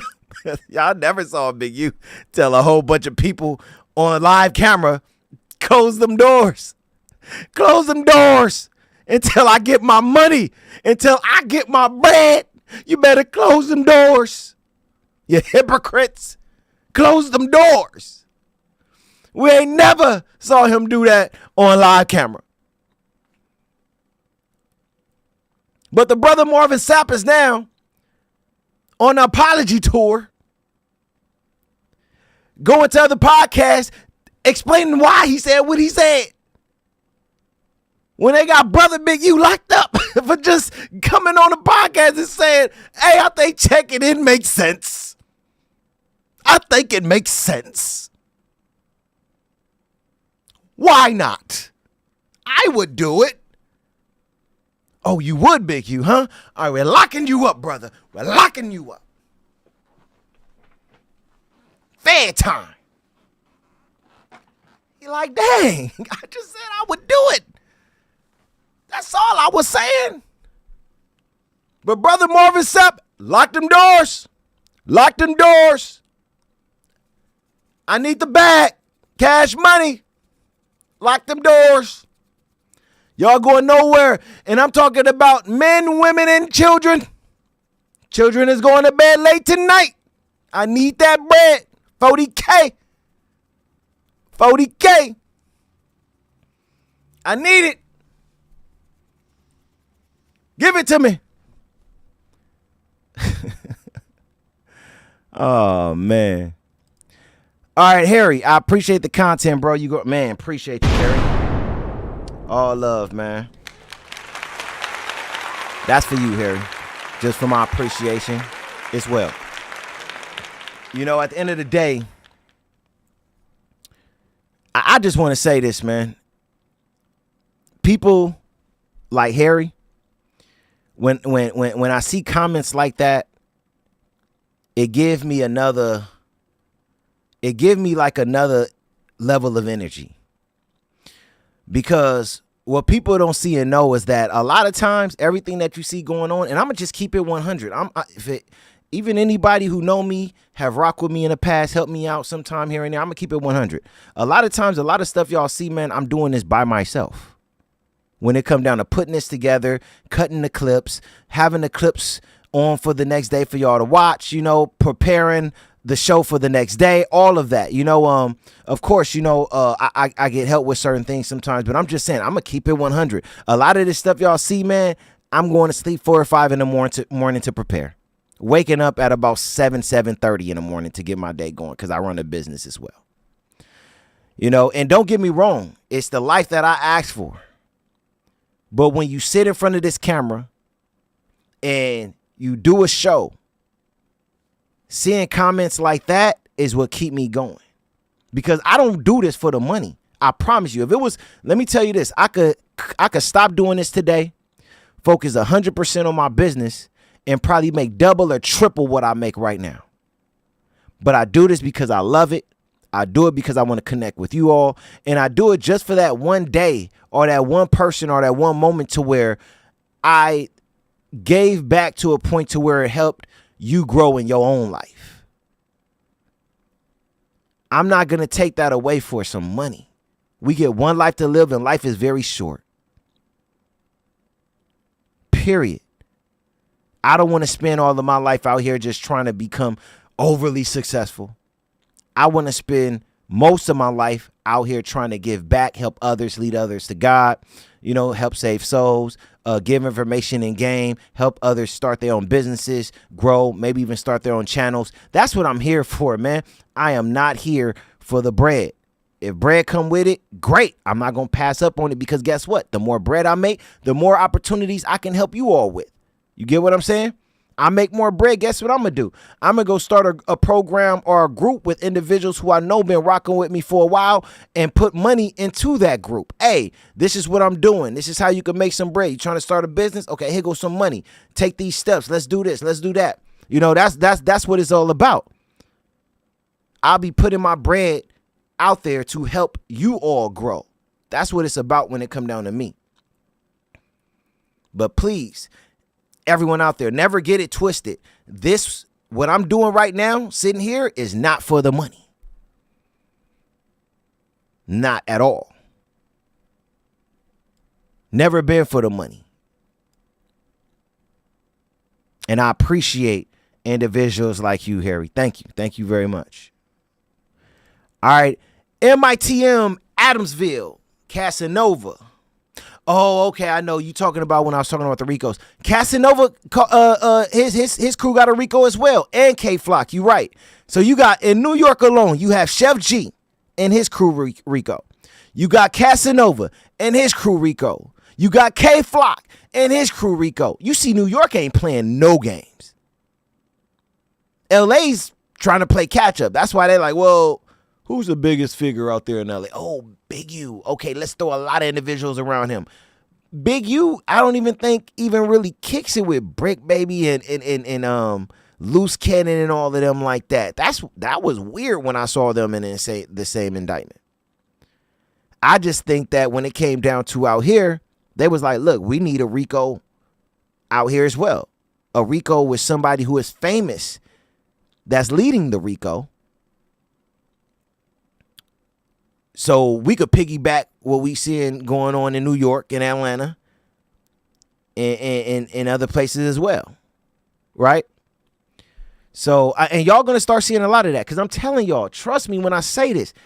I don't know how many people watching right now, but trust me when I say this, man. We are about to start seeing Ricos popping up everywhere. And it's all going to be primarily focused on hip hop. I'm not saying everybody in the Ricos is going to be famous artists. I'm just saying there's going to be a hip hop association to these Ricos. Let's have this same conversation 6 months from now. And let's see where it's at. I talked about this a couple of years ago. Before Thug got tied up, I talked about this. People wasn't seeing it. What happened since? We had about 5-6 Ricos since. And I think that we're going to double that in the next 2 years. Watch. Mark my words. MITM on Adamsville also said K Flock. You're right. K Flock too. All right. The mayor can't even get federal funding for this non-proofs waste, fraud, and abuse LMAO. And it only hurt them, not we, the people. Yeah, when it comes down to the government, man, it's a lot of stuff that's going on that's garbage. The focus is never what's the benefit of the people. It's always to look good. The government is going to focus on what makes them look good, what makes them go viral as well, and what makes them in some ways popular to the people. It's never about what can we do to help others and help families and communities and things like that. Let me tell you this, man. I'm from Watts, right? I was just talking to my cousin about this the other day. And, you know, we had the Watts riots and, well, it was in the 70s as well. I think it was in the 70s. But the one that I lived through was the one that was in 92 riots. In fact, there was I don't know if y'all saw the Tyrese movie about it, right? And it was called 1992. I think it was something like that. So this was all the way in 1992. There are buildings in Watts that is still burnt down today that they never rebuilt. And families live around these buildings. Like if I could bring y'all video one day and show y'all how Watts look. And there are still buildings burnt down from 1992.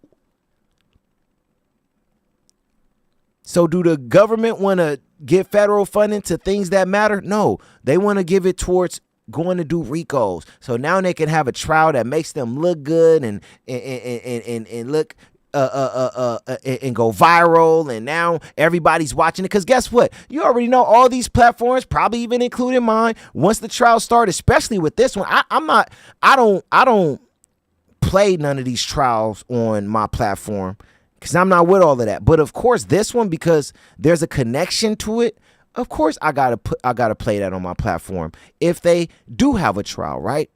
But I'm just saying, this is what they do all of this for. They know that this trial, if this trial with Big U happens, you think that Young Thug trial was big. See, a lot of y'all don't know the impact of Big U. And I'm not saying Big U don't have a past, right? But I'm talking about impact when it comes down to how well known he is in the industry, and even the stuff that he has done through his foundation with individuals like Snoop and others. Dr. Dre, a lot of them. Big U is very, very known. So think about it. This indictment that got put out, we ain't heard really. I bet y'all don't really know the names of any of the other individuals. Probably Break Baby and Loose Cannon. Outside of them, y'all don't even know the names to anybody else, right? Because they keep on highlighting the RICO with Big U name. Come on, man. They know what they doing. So I'm with you, AFMB. I mean, AFBM. I'm sorry, AFBM. We catching on to they mess. You know, and I see your next one after that. The next comment, it's bigger than Big U now. You're man, y'all on point. Y'all on point. One of the best chats so far. One of the best chats so far. Y'all are on point, and I'm glad because everybody is catching on. When Big U first got locked up, well, when this story was first put out and they were saying he was on the run, you saw so much information out there. Oh, I knew he was scum. I knew he was a criminal and doing this and doing that. It was nothing. Nobody was giving him the benefit of the doubt. And I'm like, man, this is what's wrong with us. We the only community that do this to each other. We let these people in the government, the feds, and all of them lock us up. And we just automatically say, and we talking about ourselves, we just automatically say, oh, he deserved that. Not understanding what's going on. I'm like, look, until we know that this man have committed a murder or anybody associated with this RICO have really did what they did by having the evidence, we can't jump on the dude back or any of their backs who's a part of this RICO. Nah, we give them the opportunity to present their case like the feds is going to present their case if it goes to trial. Most likely, there's going to be pleas being taken, though. The feds, what is it, 97% conviction rate? Nobody want to play with that. That's like playing with your life. Larry Jameson, free Big U. I mean, we see a lot of free Big U's out there today. We see a lot of free Big U's out there today. So can you... Son Yang. That's Kanju Yun Shi, what the Korea dictator name. I get what you saying.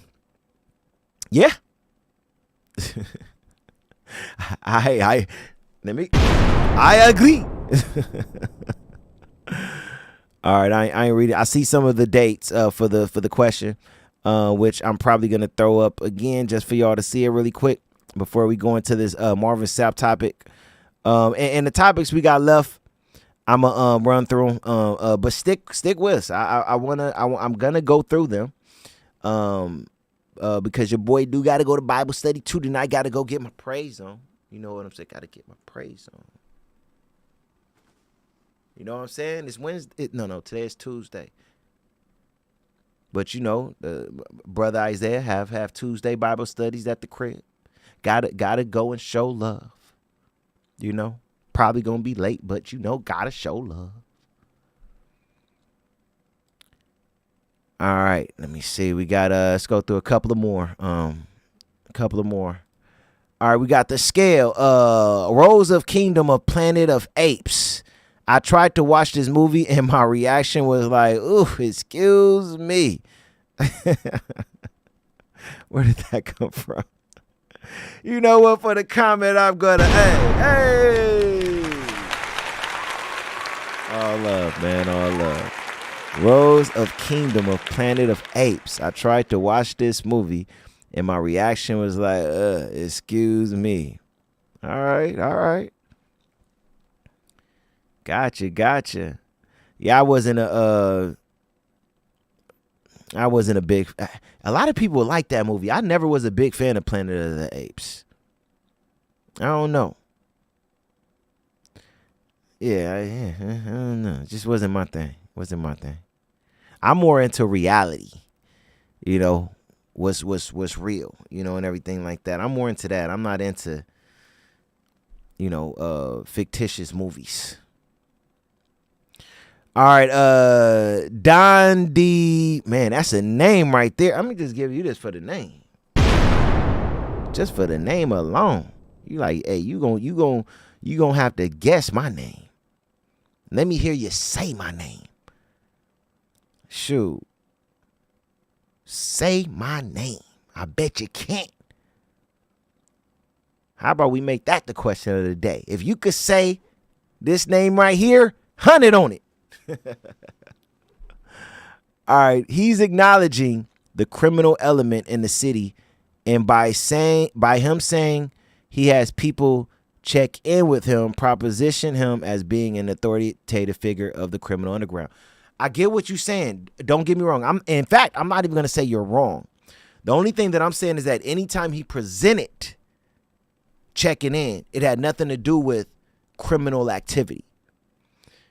Like when he said it on my podcast, he was basically talking against what happened to PNB Rock and saying, maybe if he would have touched bases with some individuals, that may not have happened. Maybe he would have been warned. Maybe he would have had more information. Maybe he would have been told, hey, do this or that. You just never know. Something, just acknowledging that and communicating with somebody could have saved his life. That's all he was basically saying. And I don't know. I haven't saw other podcasts when he talked about it. I read what they said he said on his own podcast. That still, to me, did not look like extortion. You get what I'm saying? So that's all I'm saying right there. I'm not saying that what you said isn't facts. It is facts. If you're acknowledging the criminal element in the city by saying people check in because I'm an authoritative figure and you cannot go anywhere without checking in with me. If you're laying it down like that and once you touch bases in this state, you go anywhere without notifying me, you going to get extorted or you dying. If he puts it out there like that, I'm with you. Like I said, maybe it's something that I don't know. We're going to see this come out if it goes to trial. If he just take a plea, we may not never really know the full truth, right? Because right now it's all he say, she say. They're saying, defendant CW1 said this, and defendant 2 said this. That's all we're seeing right now. So we don't know what's fiction, what's facts. I'm just saying what he said on my podcast wasn't criminal. In fact, he said nothing different than what any of the other ones that came on my podcast said. That's all I'm saying. But did he say what these other individuals that's a part of that indictment said he said? I don't know. We gotta give the brother an opportunity to prove himself innocent or let the feds prove that he's guilty. We got to give him an opportunity. That's all I'm saying, man. We can't just always just say we're guilty. It's just not right. You had something else to say. I want to read this one too. That's how civilians and those not raised in urban communities are going to read into what he's saying. Yes, if they don't understand. And I love that you said that, because that's why I always ask the question on the podcast when it came down to talking to the rappers and the gang members and ex-gang members, because I know people is going to take it as extortion if they don't understand it. And to me, when it comes down to this indictment, you could tell they're not connected with our community, because they're just taking it as extortion. Now, that's why I keep pointing it out. If they really did find some claims of extortion, and what those other defendants are saying, who they're like CW1 and everything like that, if they have facts behind that and we see it, that's one thing, right? But when they put my podcast name in there and trying to use what he said on my podcast as extortion, that's false. That wasn't extortion. That's what I'm talking about, right? All right, let's see. I'm gonna read a couple of more. And like I said, I appreciate y'all really chopping it up with your boy today, but I do want to keep it going. Sunday, Big U must have asked Marvin Sapp what he had on his 40. Oh man, now y'all associating Marvin Sapp and Big U together, huh? Oh man, y'all crazy. All right. Oh, is that today for real? Hold up. No, you lying. You lying, Optimistic James. You lying. Did I not just mention that? Hold on. Lil Baby got caught up in a RICO. Lil Baby RICO charges. What? Are y'all now hearing what I'm saying now? Are y'all now hearing what I'm saying? I called this out. Everybody looking at me like I'm crazy. I put up a short a little while ago when that little boy got killed. When Baby went into another hood and did a video, right? And I put up a video basically saying Baby got some RICO charges coming. He knew he should have never went to shoot a video in another hood's a hood that he's beefing with hood. He should have never went into a gang who he beefing with hood and shot a video. He got something coming for that. Everybody, if you go and look at that short I put up, if you go look at all their comments, I think I probably by now got like 60, 70,000 views on that short. You go look at all the comments. They calling me a goofy and everything. Nobody want to believe the truth.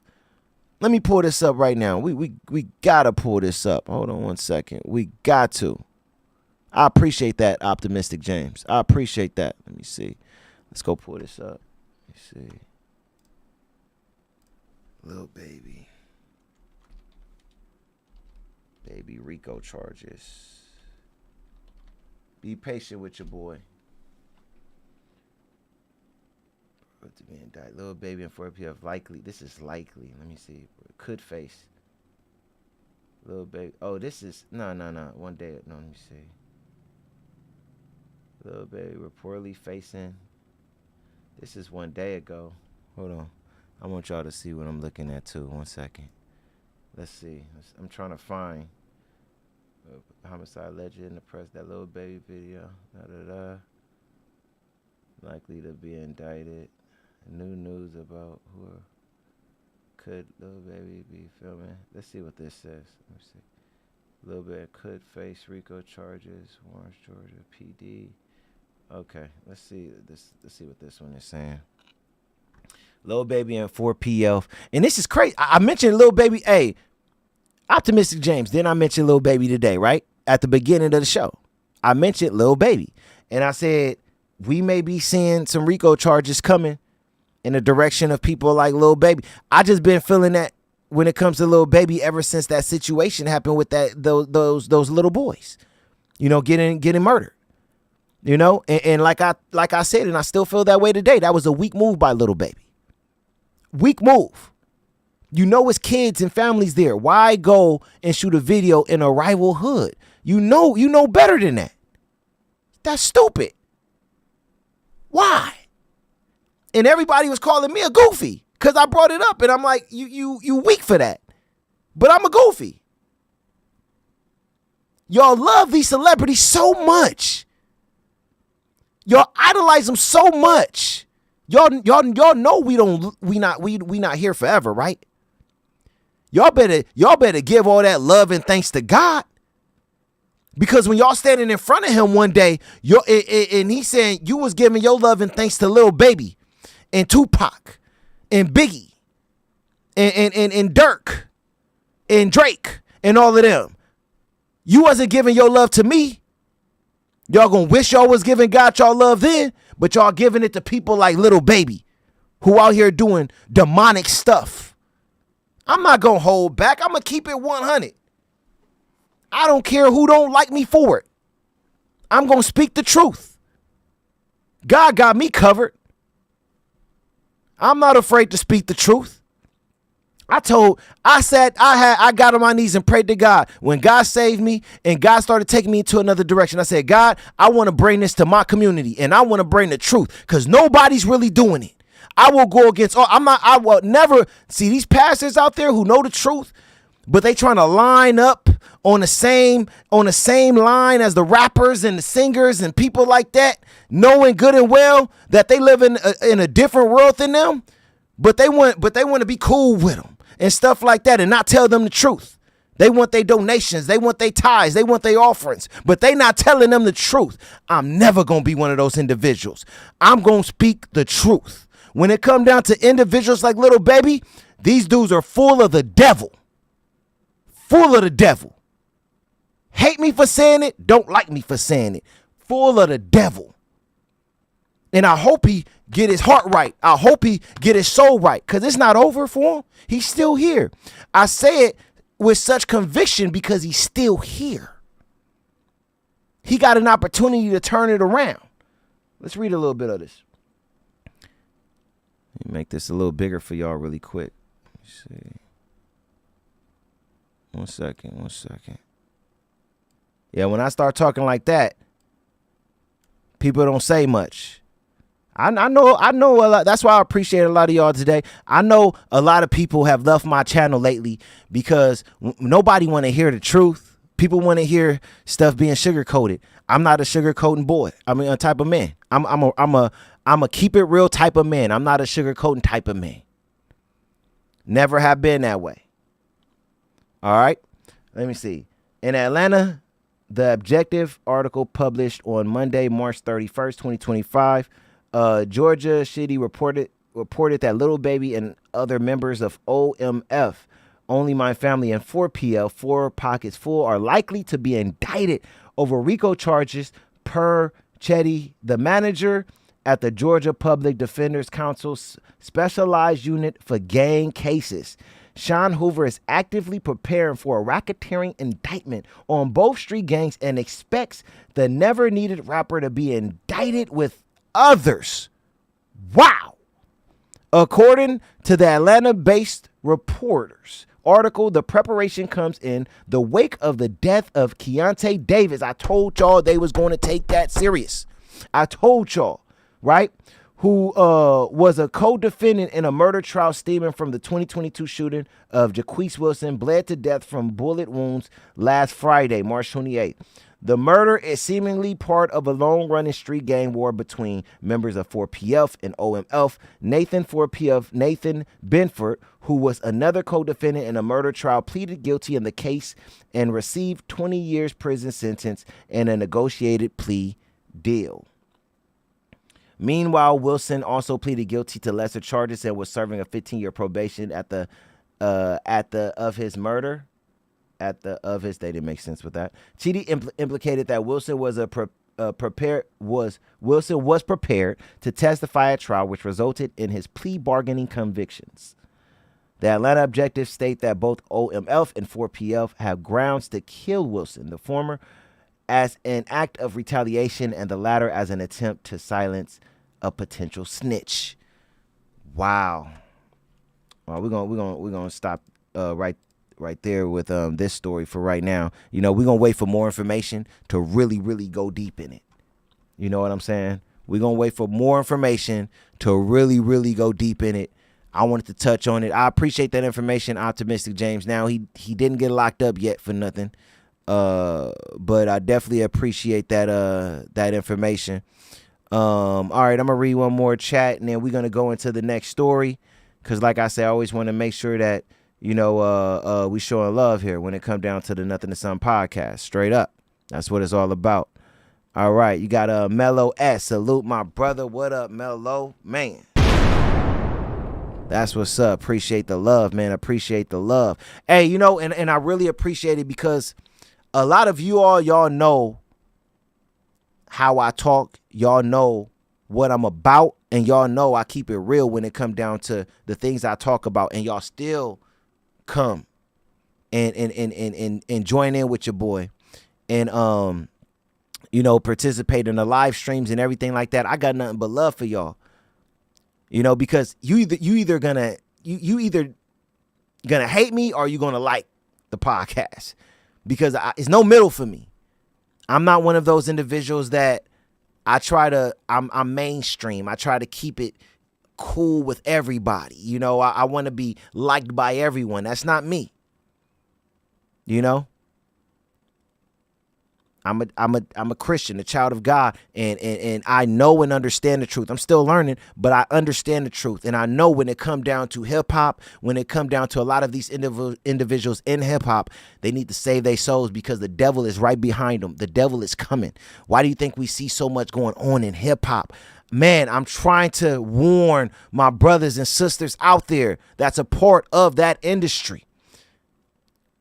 That industry is going to hit a ditch. And when it does, I'm not saying it can't come back in a different direction, but it's going to have to come back in a way to where it's inspiring people, uplifting people.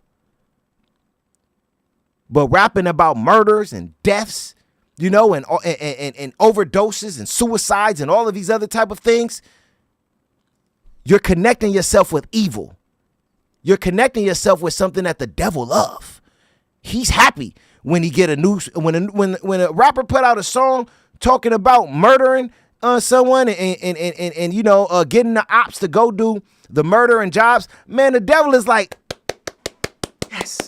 yes, my children, yes. That's what he's doing, cause he want to see us destroyed. He want to see it. So that's all I'm saying. I just got to keep it real. I'm going to always keep the same energy and I ain't going to hide it. All right, I'm going to just respond to this one last one just to speak on it. And then we're going to go to the next topic, 610. Ooh. All right, I'm going to have to fly through these two topics, man. Hey, we was chopping it up today, man. You know, we was really like breaking stuff down. And then the Lil Baby situation came up, so we're going to run through it. Duke Solo TV time. Do Cowboys still work on your platform? What up, Duke? When it come down, Cowboy's my brother. I don't have to talk to Cowboy every day, every week, once a month. Shoot, it would never be that. But even if it was once a year, it don't matter. That's my brother for life. I love Cowboy. If Cowboy called me today and needed something, I'm near. I don't care if he was in a whole nother state. I'm coming. So that's always my brother. I just wanted to make that clear before I answer your question. I don't want anybody to ever think that it have anything to do with anything with me and Cowboy. That's my brother. Love him. Love him. You feel what I'm saying? Love him. Let's make that clear. When it come down to working on the platform, right now he's doing his thing. You know, building what he's doing in his life, and I'm doing my thing. That's all it is. You know, even with the transition of me talking more about things that have to do with the faith and including that in my topics, remember, Cowboy is a faithful man as well. So even if he wanted to come here, we could always find that balance of making sure that we're presenting something together that is shown in a respectful way that we both agree with. So Cowboy always got a home here. This is his home, man. Are we currently doing the show right now? No, I'm doing other things right now. But like I said, if we got on the phone tomorrow and he wanted to come down and, do a show with me and that's what we was going to do, then I would do it. Nothing holding nothing back. Again, just two men doing their own thing, but nothing but love. Nothing but love. Straight up. I can't even express to y'all how much I love that man. That's my dude right there. For real, for real. That's my dude. Pause. Don't take that the wrong way. I'm just saying, that's my guy. That's my guy. All right, cool. All right, let's jump into this Marvin Sapp situation really quick, man. Let's try to just jump in it really quick. All right, let me see. We ain't gonna be a long time on it. We just gonna jump on it real quick. In fact, I believe I got the video too. We could. All right, so we got Marvin Sapp, right? So also too, continue to let me put this up really quick. Let me put this up really quick, cause let me see. For the ones who are just tapping in, hey, what day in the month of September did I do the Big U interview on? All right, if you get the answer right, you will get $100. And you probably got another like 20 minutes. If you haven't put your answer up yet, you probably got 20 more minutes. Put it up. All right, put your answer up now. All right, I want to make sure that I put that out there really quick. All right. All right, cool. All right, now let's get to it. All right, so Marvin Sapp. I got respect and love for Marvin Sapp. He was always one of my favorite gospel singers. Marvin Sapp could blow.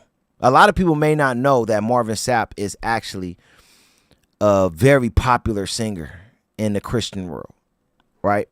Love his music. Always have since I was a kid. He probably been singing since before I was born. Marvin Sapp is an amazing gospel artist. But to me, he did something that I will never, ever agree with. I don't agree with what he did. As a Christian man, I don't agree with what he did. I just don't like it at all. I think it was like totally disrespectful. During the church service, he basically told the ushers to close the back door so nobody could leave out. Close the door. And he asked everybody in the church to give a donation of $20 to add up to, with what they're giving and what People Live is giving, to add up to $40K.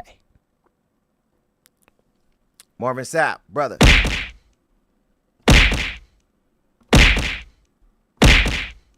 That is the absolute wrong thing to do. To me, Marvin Sapp doing what he has done kind of makes me concerned, because I'm like, Marvin Sapp, you should know scripture. That's not scripture. That's not, God don't lead with that. You give if you can. You know what I'm saying? You give if it's in your heart. But you, as a leader in the faith, you don't tell people you have to give before you can walk up out of here. That's not scripture, brother. That's not scripture at all. That was an absolute wrong thing to do. And it was terrible. Let me get to this article really quick. Y'all want to check this article out? Let me see. 1 second. In fact, I'm not even going to read a lot of this article because I want to get right to the video, right? So a popular preacher who once performed at Diddy's birthday, I had to put that, Diddy's birthday party, accused of holding congregation hostage until they donated $40K. So they must have did it because it said until they donated $40K. He went from prophet to prophet. A preacher and gospel singer who once performed at Sean Diddy Combs' birthday bash is under fire for appearing to hold a congregation in Maryland hostage until they donated $40K. according to reports Friday. Marvin Sapp is shown in video footage from July demanding that ushers at the Pentecostal assemblies of the World Convention in Baltimore close the doors while his flock pays up. There's 1,000 of you. I said close them doors. Ushers, close the doors. Sapp said in a now viral video which surfaced Thursday. Leadership lead and they understand the cost that is involved, he says in the footage posted by Fox 26 Houston. I'm challenging each of you all down here to give a $20 seed.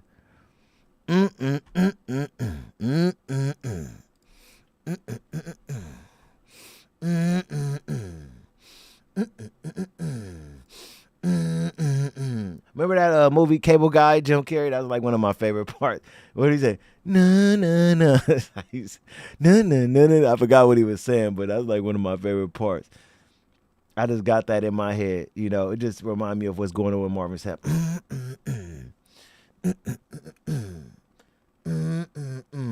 Okay, let's check it out really quick. I want to play this video really quick, man. Marvin Sapp. What are we going to do with you, brother?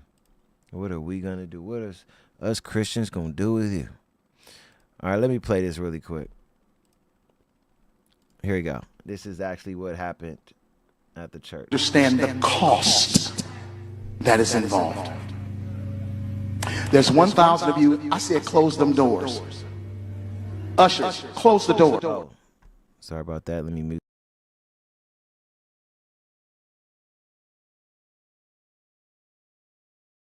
And they understand the cost that is involved. There's 1,000 of you. I said close them doors. Ushers, close the doors. Close the doors. Close the doors. We all gonna leave together. Y'all ain't going no place but to the restaurant. There's 1,000 of you tonight, and those that are watching, it's 1,000 that's watching online. This is a small seed. If I get 1,000 online to give this, if I get 1,000 in the sanctuary to give this, that's $40,000 tonight. I'm challenging each of you all down here to give a $20 seed. I just think $20 is a lot of money, and they understand. Whew. Marvin Sapp.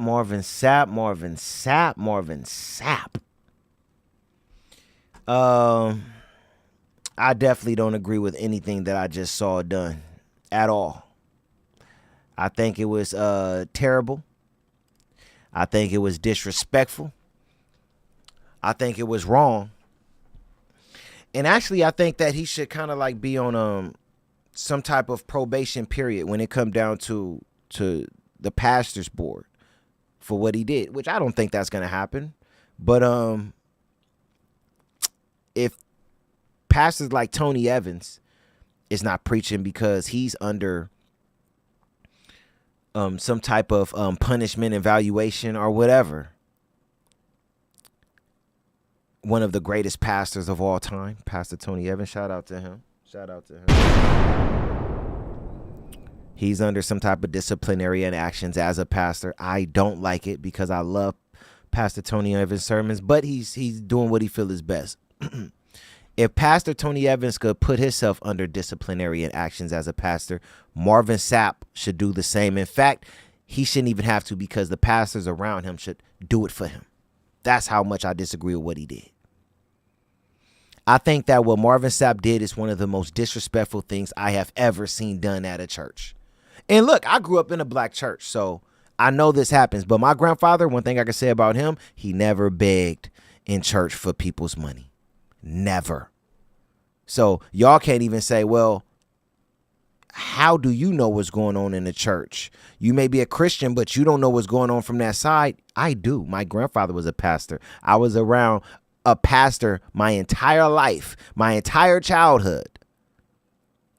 I used to have to sit and massage my grandfather's feet while he was sitting on his rocking chair, reading the Bible, going through his next sermon. Yeah, we had to do stuff like that. Yes, I had to. All right. Well, my grandfather said do, we did. He didn't play. He go get that. Whoosh. You know what I'm saying? Like that's what we would get if we didn't listen to Papa. But one thing I can say about Papa, he did not do that in church ever. So I disagree with what Marvin Sapp did wholeheartedly.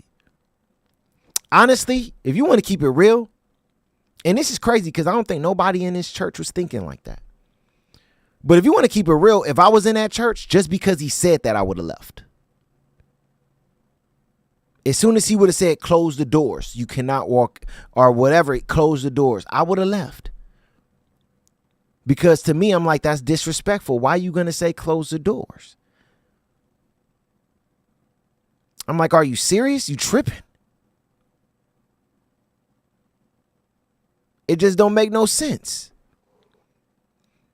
You know, I just don't believe in, pastors telling their members, they have to pay their tithes and offering or else.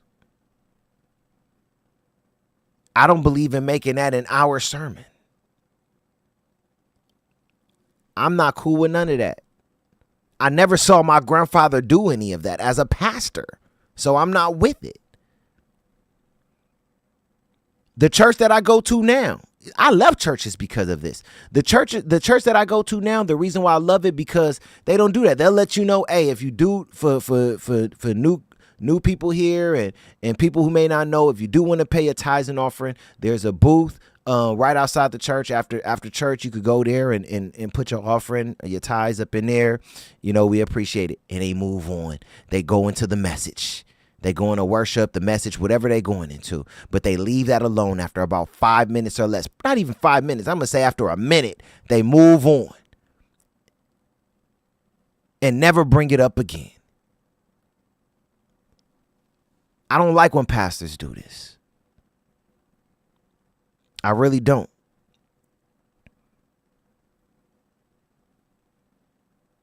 I'm a Christian man and very serious about my faith, but I have to say this, man. I really do. I believe that pastors who, take offering and take tithes this way, to me, I believe have a motive behind it. And I don't believe it's a godly motive. I think the motive is most likely based off of selfishness, if you ask me. The primary focus is selfishness. Because this is wrong. I really hope I saw Marvin Sapp video talking about this, and I think that he needs to go further. I think that he needs to let people know that it's wrong what he did. And if you think it's right, show us the scripture that agree with what you did. He didn't say he was wrong. That's where I'm not on the same page with Mr. Marvin Sapp at all. At all. So, prayers go out to him, though, because I think that he said that his family got death threats or whatever. Like, that's crazy. People need to stop it. Like, you don't have to agree with what he did. I don't agree with what he did. But death threats, for real. For real. Like, come on. Let's please stop stuff like that. It's disrespectful. It makes no sense at all. Period, man. We also got this we got this Kanye thing, man. We got this Kanye thing. I'm gonna be honest with y'all. I'm gonna be really honest with y'all before I see if anybody got the answer to this question that I had. And one more time, because right after I talk about this, I'm gonna look for the answer. So if we got an answer, I'm going to look through the chat and find it. But one more time, here go the question. What day in the month of September did I do the Big U interview on? All right.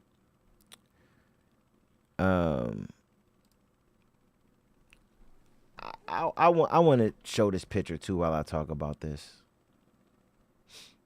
I want to show this picture while I talk about this because I was thinking about it even leading up to now, and I was definitely going to leave it alone, but I'm just going to lightly touch on this and leave it at that. Just lightly.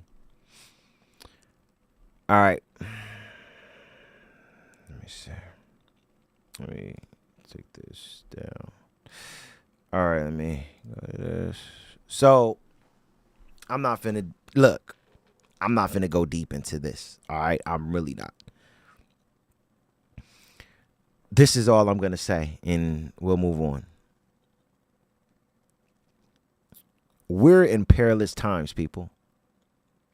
If you don't know what perilous times is, it's end times.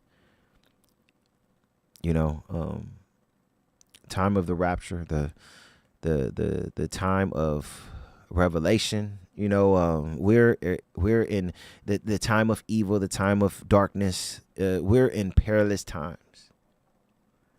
The things that we're seeing done out there in this world, I don't believe that.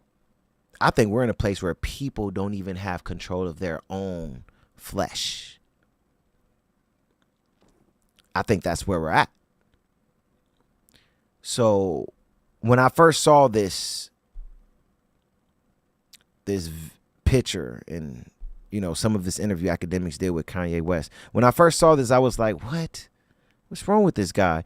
But then I have to take a step back and think about it and say, you know what? No, I get it. I understand, because the devil is real. The devil is loose. And this is an individual who I believe his soul is gone. That don't mean that he cannot get back right with God, but I believe his soul is gone. I think it's bigger than mental issues. Even though I believe he got mental issues, I believe that it's bigger than that. And I think it's nothing but evil spirits who surround this man. We got to remember something. Kanye West, at one point in time, turned his life over to God. He did a gospel album, and he was doing a Sunday services. Think about it. This is the guy who went from Sunday services to this.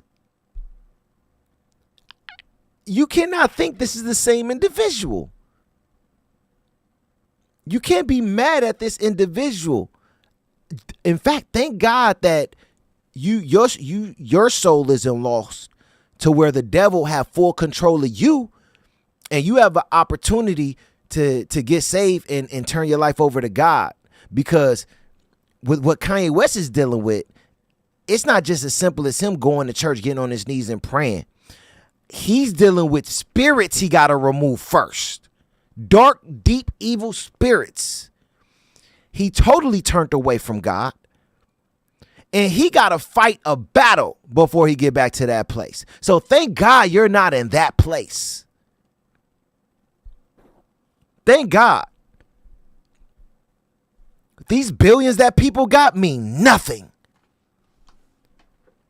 Y'all could think that I'm lying, but I promise y'all, I'd rather be in my position in life as a saved man than be Kanye with his billions. He can have it. I promise y'all, I would not take his billions. If somebody came to me right now and said, if you adopted Kanye West's personality, you can have his billions, I would say I would say the devil is a lie.